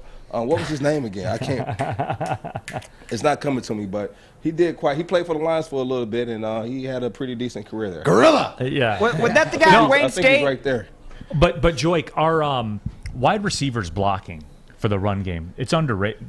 They don't get the credit they deserve, do they? They're always looked at as the divas and all that kind of stuff. But you got some guys. I seen a play where I was watching DK Metcalf pick up a block on this particular play. I'm not saying he's a terrible blocker, but he didn't give a lot of effort, because they feel like, you know what, I don't really want to block. Yeah, some guys would just go stand in the way. I remember I was talking to Herman Moore, and he was talking about certain guys that he played against, like, say, Deion Sanders, they didn't want to make tackles. And so when Herman Moore would go out there to receiver, and he gets into his receiver stance, and, Deion comes up, and Deion would be chirping at him. He said, hey, Herman, is it a run? Is this a run play? Hey, just run me off. I love Deion. This is a run play. Run me off. Cut deals. It got to a point in the game. Man. There's some D-men like that, too. Yeah, and so that would be something similar to where D-Man talked about the two best players on the hockey rink. Grab each other. And say, listen, we're just going to walk this one out. Yeah. I don't got to block. But Herman was like, man, Deion, shut up. Ask Nick Lidstrom. He had the front row seat to a lot of great tilts. Yeah, so do we have Herman Moore on here? Yeah, he's up there. Yeah. Where? I've seen him. I saw him on there. I can't remember exactly where, but I don't see. I know he's in there. It's right by Herman's better be in here because Herman. But a lot of people don't know this or realize this. But Herman, I think 5 out of the 10 years he played with Barry, or so, or half of the amount of years he was the leading scorer on the team. Right. People don't realize that. But yeah. And has a football in the Hall of Fame with him and Brett Perriman, two teammates going over 100 receptions. On a team. No, but again, though, Joique, great job as always. Appreciate you breaking it down. Your hair looks really good today. I do have a request. What was that? I want to see Because DeAndre Swift, we talk about the receiving abilities and all that kind of stuff. Yeah. I want the anatomy of a running back as a receiver. We got to get to, because you caught a lot of passes. Yeah, for sure. Yeah, so you can break that down. I actually preferred that because I didn't have to run through everybody. Yeah, I used to really like that because I didn't have to run through anyone. I used to get out the open field, make a guy miss, and now, I can make a short game and turn it into an explosive. Absolutely. Can make the game very easy, D-Mac. Well, I don't know. I mean, it can make the game very easy, and you know what? After balling with Bell, getting ready for Sunday, you know what you need. Guys, let's be honest. We like simple stuff like football 5 days a week, if not more. We like things uncomplicated. Like Lady Jane's haircuts for men in the next room. Walk in, sign in, sit down, and before you know it, you're handsome and clean. Plus, they got all the TVs inside the mirrors, so you don't miss a thing. Get to Lady Jane's, open 10 to 8, 7 days a week. Walk in anytime. You know why? It's wicked awesome. Big D Energy, Joique Bell, Neal Ruhl, Darren McCarty here. Woodward Sports Network. Be right back. I'm looking to bring on another HVAC tech right now. We are recruiting 5 to 10 techs a month. We're looking to grow and expand. Every new tech we hire is from Northwestern Tech. The hands-on training is fantastic. They're always my first call. We love hiring Northwestern Tech grads. They come out trained and ready to work. Our program is only 10.5 months, and our next classes are starting soon. So why wait? I'm looking to hire a graduate of Northwestern Tech. Northwestern Tech. Northwestern Tech. Make sure you download the Woodward Sports app in the App Store and the Google Play Store today. Take Woodward Sports with you wherever you go and listen live on your phone or mobile device. 5 seconds. Welcome back. Big D Energy, Woodward Sports Network. Neal Ruhl, Joique Bell, D-Mac, Darren McCarty in the house as well. The people are happy with another Ballin with Bell segment. And see, hey, first thing, but I love that though because I always get excited for guys running downfield. I love it that Joique says, well, you got to kick the extra point too. Well, that's cool, but you don't need to run down there. You got time to walk. So it even shows that even more. Yeah, it is. That's always cool though. You see, so when you break these down for us, Joique, you see different runners, different styles, different guys doing things, pointing out, running back to the middle, running not. Derrick Henry just wants, he'll take all the smoke. And he gives the smoke. Oh, yeah. That's what I'm saying. He's a smoke show. No, he is. And again, I mean, he's a video game man, like you said, Joique. Dude is a flat-out video game creation. So, again, no, I want to see the receiver angle of a running back. That's my request. We'll see what we can get popping on that. You let me know exactly what angle we want to go, and then I'll take it, I'll take you there. Yeah, but we talked a lot about Jared Goff and the whole matchup with the Rams. Matt Stafford had some news headlines as well. Talked about his time in Detroit, and Art has that for us. Everybody wants to say I circled the Rams. I asked for a trade, not knowing anywhere where I was going to be. There were a bunch of different spots where I thought I could go. I ended up here. I'm extremely happy to be here. Pinch myself, getting the opportunity to play for this team with these players and these coaches. As far as comparing it to Detroit, I'm not going to do it. I just know that I'm having, a blast playing a bunch of football with some great players and great coaches. I loved my time in Detroit. I loved all the experiences I had. Some of them were tough, but they helped mold me into the player and the person that I am today. I spent some really meaningful time in my life, both on and off the field in Detroit, and I really enjoyed all of it. So I'm having fun what I'm doing right now. I had a great, experience for 12 years in Detroit. That's kind of how I want to leave it. And that was Matt Stafford talking about his time in Detroit. And yeah, some of the times were tough. And again, you guys know my feelings on this. Yeah, as far as Matt Stafford goes, did a lot of good in the community here. Drive by the football field he built every time I'm going down to Detroit City FC, all that. And certainly thankful, that he did those things for the community. Yep. Period. He's gone. He's not coming back. And, oh, by the way, it benefits the team I root for, the Detroit Lions, for them not to do well. Those are the facts. And big facts. You talked about the times that were not so well. It only gets better. With every game they lose, it only gets better. But, guys, I'm sorry, but and yours will be different, obviously, because you play with the man, Joique, and I'm respectful of that. Yeah. My lasting memory of him will always be having the football in the fourth quarter of that playoff game at Dallas with a chance to go down the field and win and didn't do it. Like, I'm sorry, Joique, but that's what it's always going to be for me. Because we were that close, because that team, Calvin talked about it, because of all that. I'm not going to take it, but understand he had the ball in his hand, but last time I checked, this is team sport. And so there'll be a lot of people image of me as well.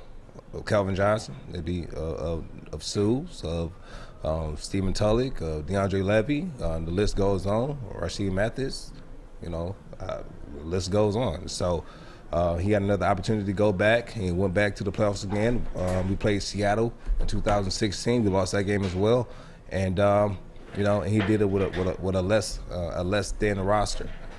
So I don't, like I said, I'm happy everything is going well for him. I think he handled that press conference very well. Oh, absolutely. I think what he said about not comparing the two was brilliant, because you don't want to do that. You could only get yourself in trouble. Yeah, you only get yourself. Like you enjoyed your time here in Detroit, and now when we sit here and I talk about, you guys have to embrace the process. He talked about his times here, and he had some good times, he had some bad times. He loves the people here, but the times that he went through here molded him into the player he is right now. And when you want to talk about the player he is right now, he's one of the top 5 quarterbacks in the entire NFL right now, on a team that's 5-1, with an opportunity to clinch the spot in the playoffs and make him run in the playoffs. And so he's doing that in his first year. And so when we look back and say, he wasn't good here, was he not good? No, no, he was good. No. Was he not good? Because right now he's playing at a high level, and to be number 4. The number 4 quarterback in the NFL as far as passing yards and doing what he's doing, you have to respect it. Now, at the same time, your love for the Lions, right? Your love for the Lions. And my love for the Lions is I want Stafford to play well, but I want them to lose. Both can be true. He can play a good game and they can still lose, but but not usually, Joique. But not usually. Not usually. What do you got, Art? I'm going to get flamed for this, but I'm just going to say it. I think Stafford should be on that backboard. For what? Because what he did for the city of Detroit. It'll be curious because he's going to go to the Hall of Fame. Like you can say what you want. No chance if he wins in the Super Bowl with the Rams that he goes in as a Lion. But here's my question, though. He's going to go in as a Ram. If he wins the Super Bowl, he's going in as a Ram. But do we put him on the backboard? Yeah, because he. Well, I think he did incredible things for Detroit, including putting a school up, and his stats aside for the Lions. I mean, even though they are lackluster. This is my question. What I've learned about this board is you got to go through Adam and you got to figure out what the criteria is. So I don't know if it's charity work, if it's your playoff record, if it's whatever. Is anybody else I'm on this happy board here Joique's up there. I don't care as much about Stafford. The fact Joique's up there is cool, but I can see stuff. Joique brings up a great point. Say it again. No, I'm saying, is anyone else on there? Are they on there because of what they've done in the community, or because of what they've done? I don't know. I'm asking. Right. I mean, if you want to make it a stretch, No. No, but what's the criteria? Because it should just be sports. Should it though? Because we're Detroit.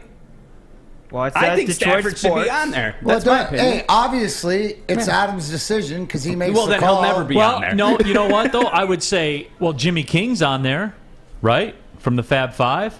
Mm-hmm. They never won any championships. Right. They never won a Big Ten. They never won a national title. Webber's on there, too. And for the record, before you start with the Michigan hate thing, I love the Fab Five. I thought they were fun. I liked them. In their defense, they did change basketball forever. Let me ask a question.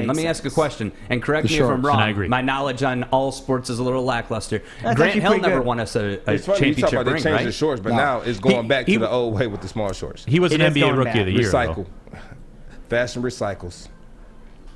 And plus, wait, what did you say, Joique? I said they came into the game and they changed shorts. He said they changed the shorts. Yep. The lone Nike socks. They put Nike on. Right, but what about Grant Hill? Grant Hill never won us a championship. Hold on. Can I finish my? Yeah, go ahead. I'm sorry. You should have let Art finish, but that's another topic. No. And so they did change the I guess the style of basketball, but now they always say that fashion recycles, and so now we're getting back to the small shorts. No, he's not. That's right there, Ty Channing. Oh, he is. Yeah, I was thinking that was Stafford. He should be bigger on there. Yeah. Oh, he is. All right, cool. Okay, well then my take is, why isn't he like on there like Calvin Johnson? Man, shut up. No, you wrong. Now just say I was wrong. Scott Mitchell's on there. Another well-informed producer and Art Smith right there. Way to go. Gotta go. I don't know your stuff. My days are numbered. Hey, stop trying to free ball. You're not us. You're not the talent. Oh yeah, that's right. He knows more sports than you think. Just saying. Technical. Yeah, but Mads knows more hockey than anybody. Remember that. Yes, that is also correct. Yep. DJ says Matt Stafford's win-loss record was terrible, which is a factual statement, and no playoff wins, never won a division. Oh, my bad. I'm sorry. He came into a team that went 0-16 his rookie year. He came in to a team that went 0-16. It came in, they mad because Deion Sanders went to an awful team, took him to the one playoff games. They won one playoff game. Right. Anyway, he won one playoff game. Stafford came to a team that was 0-16 and took him to the playoff within 2 years. Yeah, and because Deion said, I knew I was going, that's the nature of getting picked this high, is you go to a bad team. That's the cost of doing business. So we talk about it, so we want to talk about it. I'm just saying he came to a terrible team, took him to the playoffs.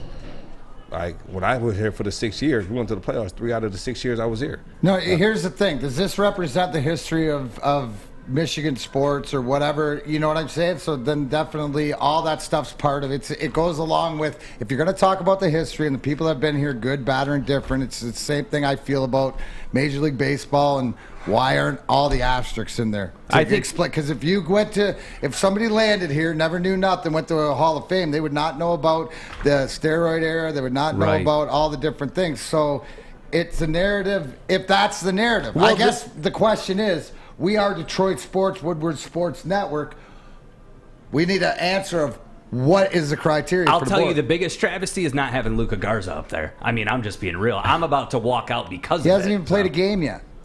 Yeah, Cade's not on there either. He hasn't played a game yet. You can't put someone who hasn't played a game on there. How dare the legend Luka Garza? He doesn't need to play a game to be a Detroit legend. Well, tell that to the Woodward Sports people about Cade Cunningham too, because they're very on top of that.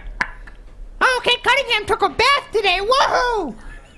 Oh my God, Cade's actually taking a shower. Oh my God, it's exciting! Yay! He hasn't played a game yet, so I don't know if he's good if he hasn't played a game yet. So I might be a hater. Neil, can you grab the wheel, please? Oh no, let him go. I'm in the trunk of the limo, so I have no control. Take it to 1. I still get paid. Take it to 1 o'clock. Just put that on loop. We got 24 minutes. Just put that on a loop, man.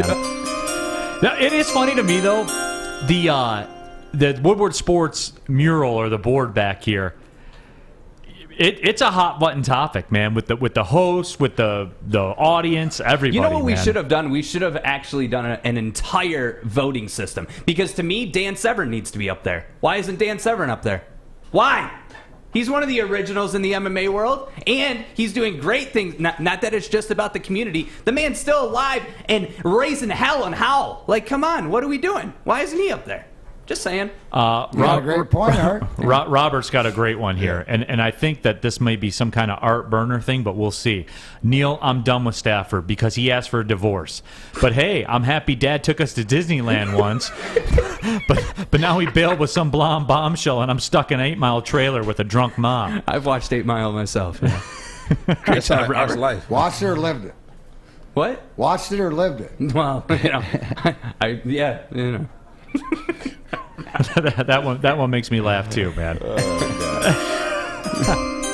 Oh man, it is a day. It is certainly a day. It's a Thursday. We're going to get you right tomorrow. If you want to get your insurance game right, look, you need to talk to our people at Legacy Partners Insurance. When you watch a game, you're bombarded by insurance ads promising to save you money. But if you really want to save money, you need to talk to our people at Legacy Partners Insurance. And bottom line, guys, look.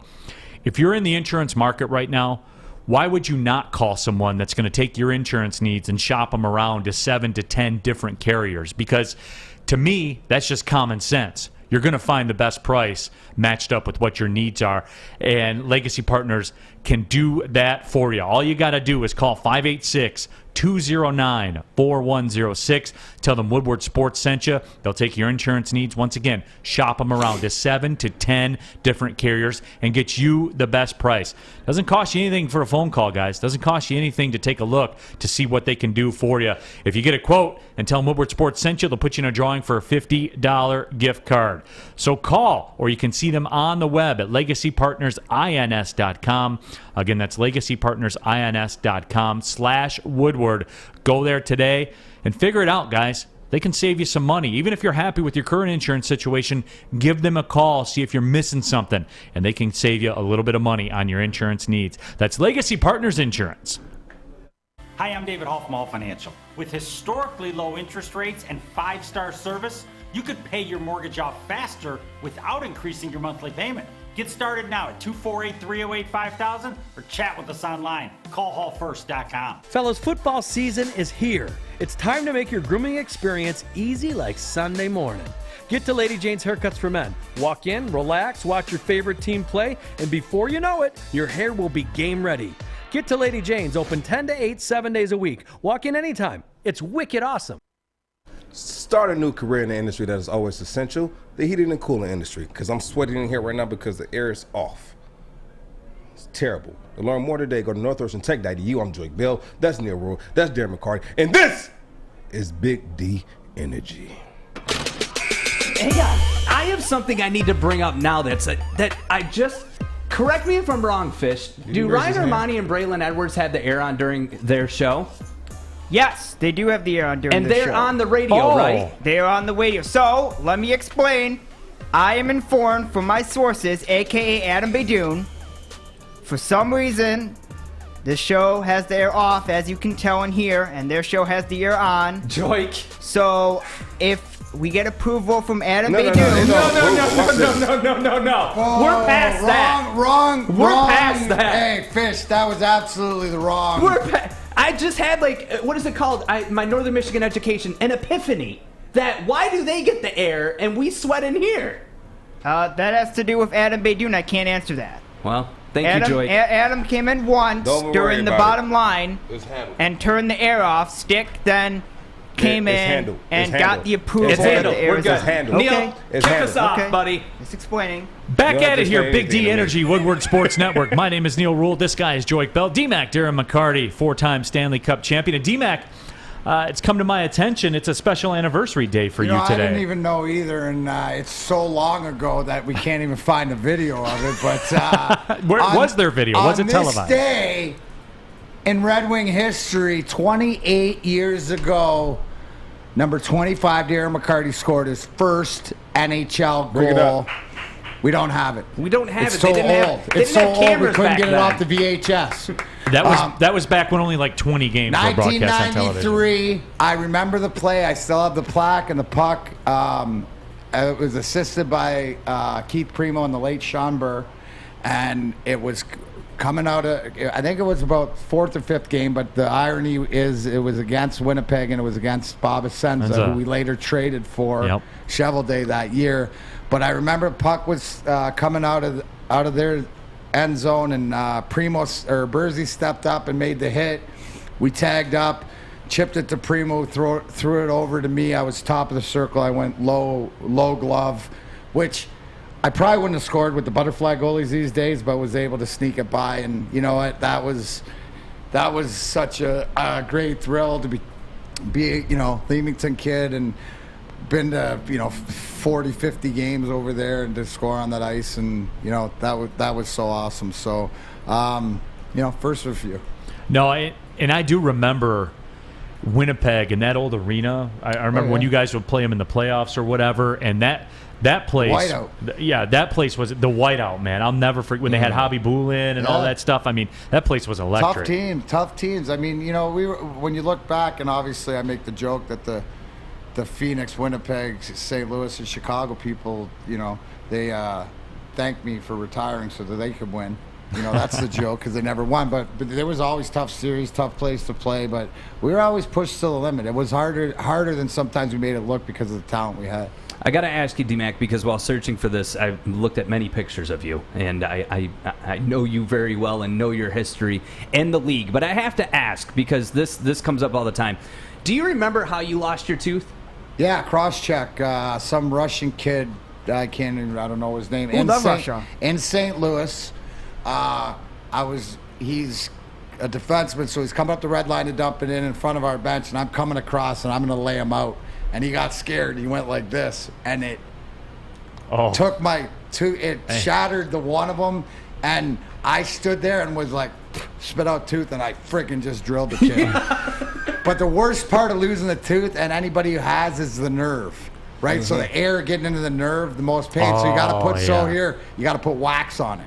Wax to stop the air. But I was lucky because Doc Shoha, I was able to get off the plane and go to his house and get a root canal. And so the story with that, right? So these are all fake now. I got them put in about 4 or 5 years ago. The bottom are real, the top are fake. But in 2002, so this happened in like 2001, 2002 season, I had a post in. And I had it replaced 3 times because it kept coming out. That finally in Game 3 in Vancouver in the 2002 playoffs, it came out again, and I got sick and tired of going to the dentist. I went in and I ripped the post out of my tooth, like took it out so that they couldn't put it back in. So I left it out until I eventually got it fixed in 16. Just normal hockey stuff, no big deal. What? I hate the dentist, Art. I hate the dentist. Those hockey players are different, Joey. They're built different.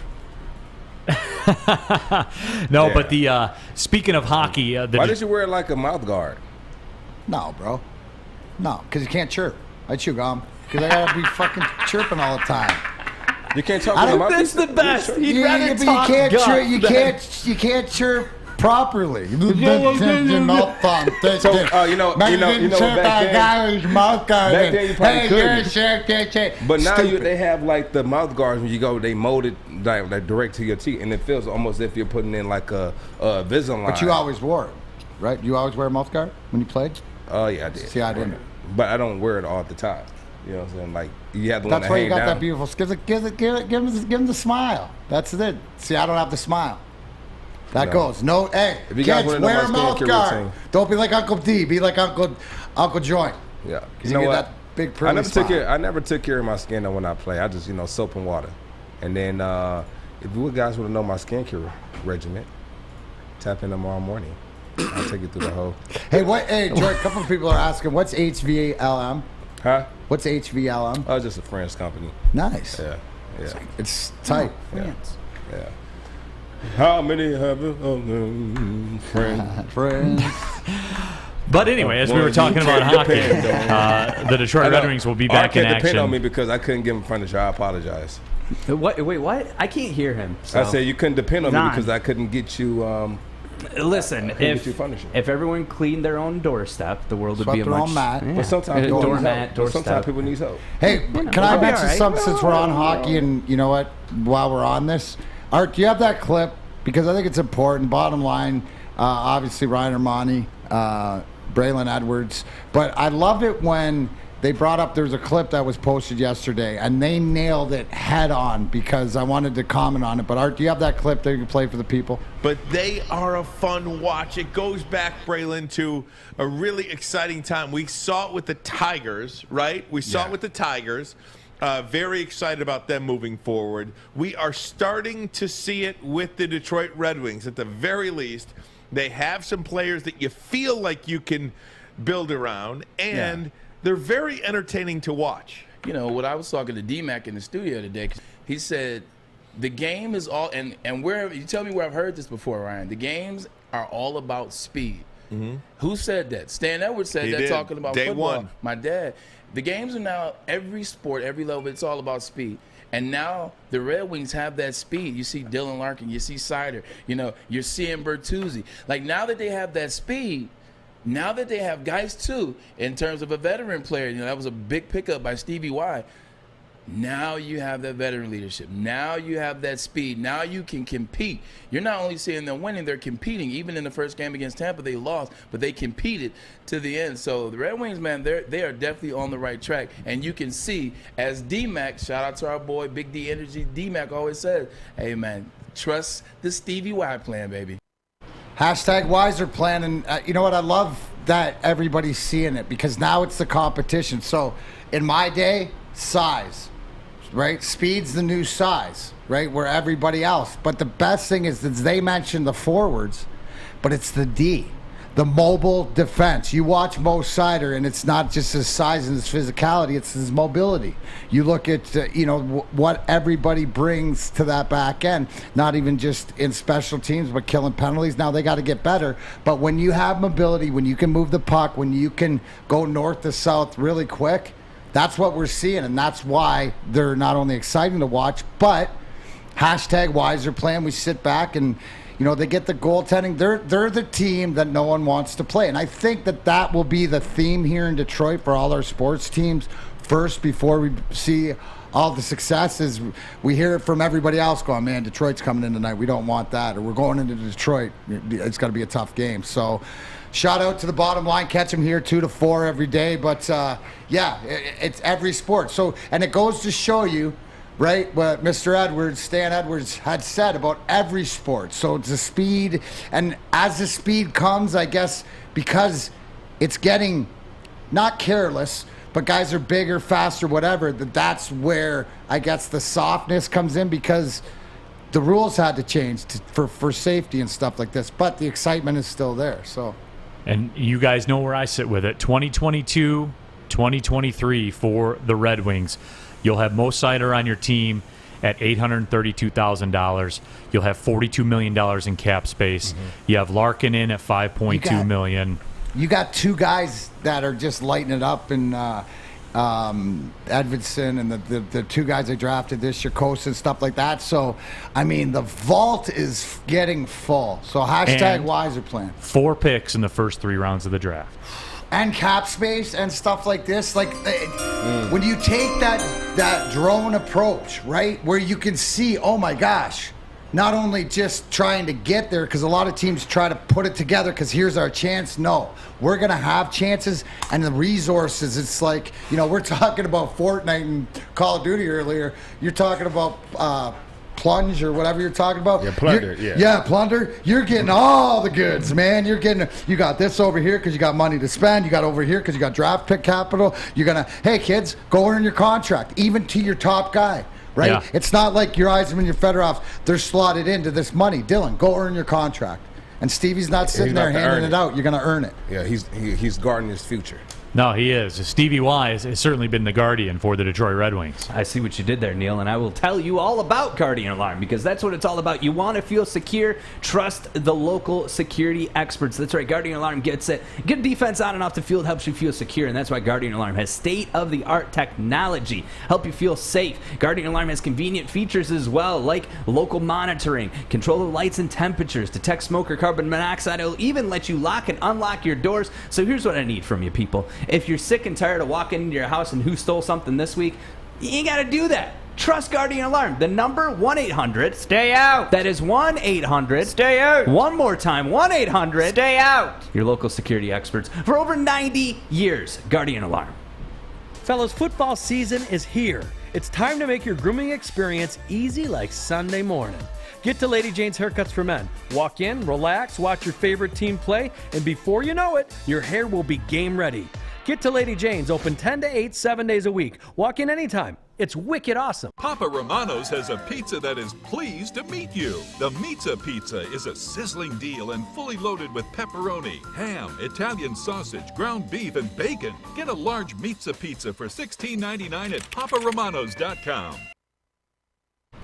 Final segment of the show here, Big D Energy, Woodward Sports Network, Neal Ruhl, Joique Bell, D-Mac, Darren McCarty in the house, Fish and Art. Also along for the ride. A couple of housekeeping things did want to touch on. And I know a lot of you probably heard this yesterday. And this was bad timing, I thought, for me, because this is something that I would have liked to get in depth to. But Joique, the guy we talked about, Deshaun Watson, in the rumor mill, the Texans and the Dolphins looking to swing a deal possibly this week. That might involve a third team as well. The Washington football team could be in the mix as well as a possible landing spot for Tua. I saw people talking about we should get him here. Yeah. That one I don't have a problem with. I don't have a problem with it if he's going to be here. We don't know his future yet still. We don't know what's going on. He still got the cases, and that's a lot of baggage. No, I'm not talking about Deshaun Watson. I'm talking about Tua. I'm talking about Deshaun Watson. I'm not talking about Tua. I don't think Tua's a person who want to build a team around to win you a championship. Well, the nice thing is, being on the rookie contract, you don't have to commit to building the team around him. You can bring them in and say, and depending on the price. Now, look, this is all going to be price dependent for me. You know, I'm in the business of acquiring draft capital, what's the not point just of bringing giving him it here away. What's the point of bringing him here then? To give it a spin. Because what's the point? What's the point right now, Joique? With everybody that's here right now, what's the point? I would say that. What's the point with them? What's the point with Jared Goff? Is he the dude?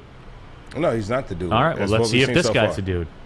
Is that what we're looking for, or do we want to go draft somebody that we can build a team around? Well, and again, that depends on the scouting department, because I think we can all universally agree that this draft class for quarterbacks is less than. Is that fair? We can say that, but we can say that the prior year too. Like, if you want to look at it, Kyle Wilson wasn't on everyone's radar the year before. He wasn't on everybody's radar. He came out that year. Trey Lance wasn't on everybody's radar. Wait, no, he was the 3rd overall pick, Joique. I know, but no one was looking at him the year before. He was a 3rd overall pick. He was on everybody's radar, man. And that's not what I'm talking. I'm talking about before the season got started. He wasn't on anyone's radar. Right, but by the time the season ended, he was on everybody's radar. Exactly. He was a 1st round pick. I'm talking about you bring Tua in. And you give it a spin, man. Can he stay healthy? I don't know. And I'm a big Tua guy. Yeah. The health thing concerns me. There's no doubt about it, but there's no risk to it. And again, it's price dependent. I didn't even, you know what, even if we don't draft a quarterback next year. And you don't have to. Right. You know, they have the draft capital. Right. They do. It's a draft capital game, folks. But, yeah, that was interesting. I saw that. Just a couple seconds on it. No big deal. Red Wings in action tonight against Calgary.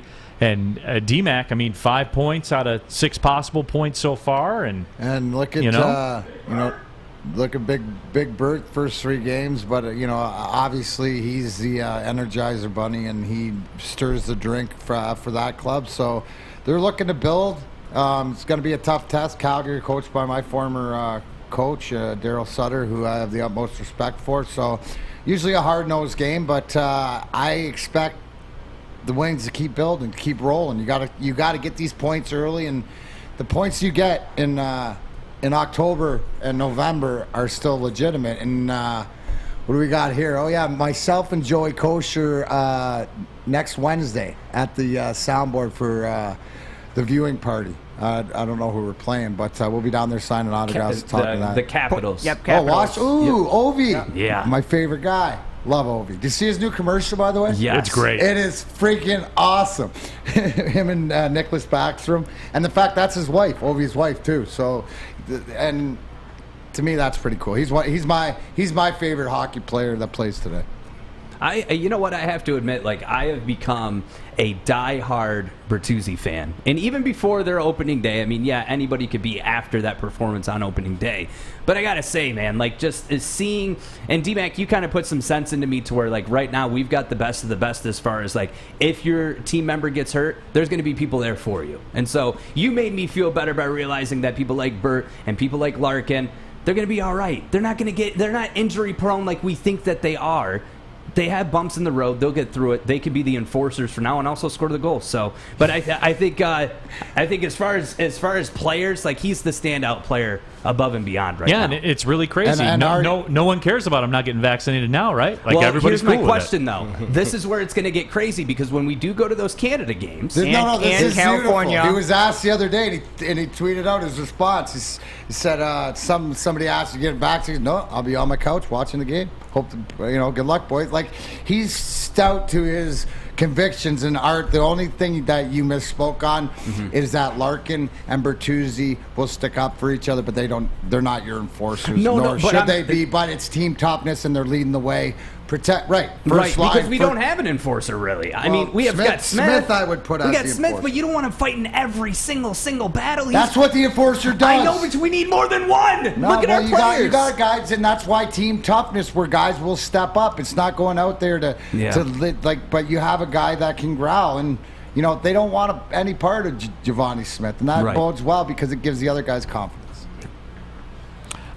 Chris says, no Tua, no Cam, stop. This is nonsense. Get more core pieces. People want to be here. Tua made it clear on draft night he didn't want to be here. And, guys, again. That's the key point. Yeah, the guys who want to be here. Because you can come here, win a Super Bowl here, and you will forever be legendary around here. Be legendary. You'll never have to work again. You won't have to pay for anything around here again. You go win a Super Bowl here. Yeah. Go win a Super Bowl here. Again, my thing is, if you did do the Tua route, you're talking $8 million combined for 2 years, $4 million a year. I think the jury is back on Goff, right? Everybody that says no Tua, then you're cool with Goff. Why though? What do you mean why? Why? Why not? Is this? What are you seeing through Tua? Do you think he's the quarterback for here? He's 10-5 as a starter, man. That's what I know. Do you think he's the quarterback for here? I know Jared Goff isn't. Okay, and so you want to keep Jared Goff here to help raise our capital, our draft capital the next 2 years, or you want to bring in a guy that we're not going to build a team around? Well, I mean that's a chicken egg argument, because whatever you can do with Goff, obviously you're not going to cut him. I don't know what could be done. I'm not in that chair. Exactly. So you're gonna bring him in and you're gonna bring in Tua, put Goff on the bench. To see if Tua can play. I know he's 10-5 as a starter. When he's played 15, he started 15 games. His team's won 10 of them. That's factual. Okay. You guys, we're talking about taking spins on stuff here, man, and it's financially responsible. That's where I'm coming from with it. Yeah, I know people want Cam Newton for some whatever, man. No. That's what the people are saying. I'll take Tua. I'll take these guys. But I've seen that. People talk about Cam. People talk about Trubisky. They talk about a lot of guys. No, if I had to choose, I would choose Tua. But that's all I'm saying. Yeah. Okay, I'm not tripping off of that. Yeah, I'm not saying get him a Mantle and Canton. I'm just saying. But you look at we're not losing too much. He's not taking up too much of the cap space, and this is the game that you have to play outside of the talent. Right. You got to play the contract game, my friend. Hey, gang. Joique Bell, Darren McCarty. My name is Neal Ruhl. Thanks, everybody, for watching. We'll catch you tomorrow right here. Big D Energy, Woodward Sports Network. Well, see you later. Gang. Yeah, got it out.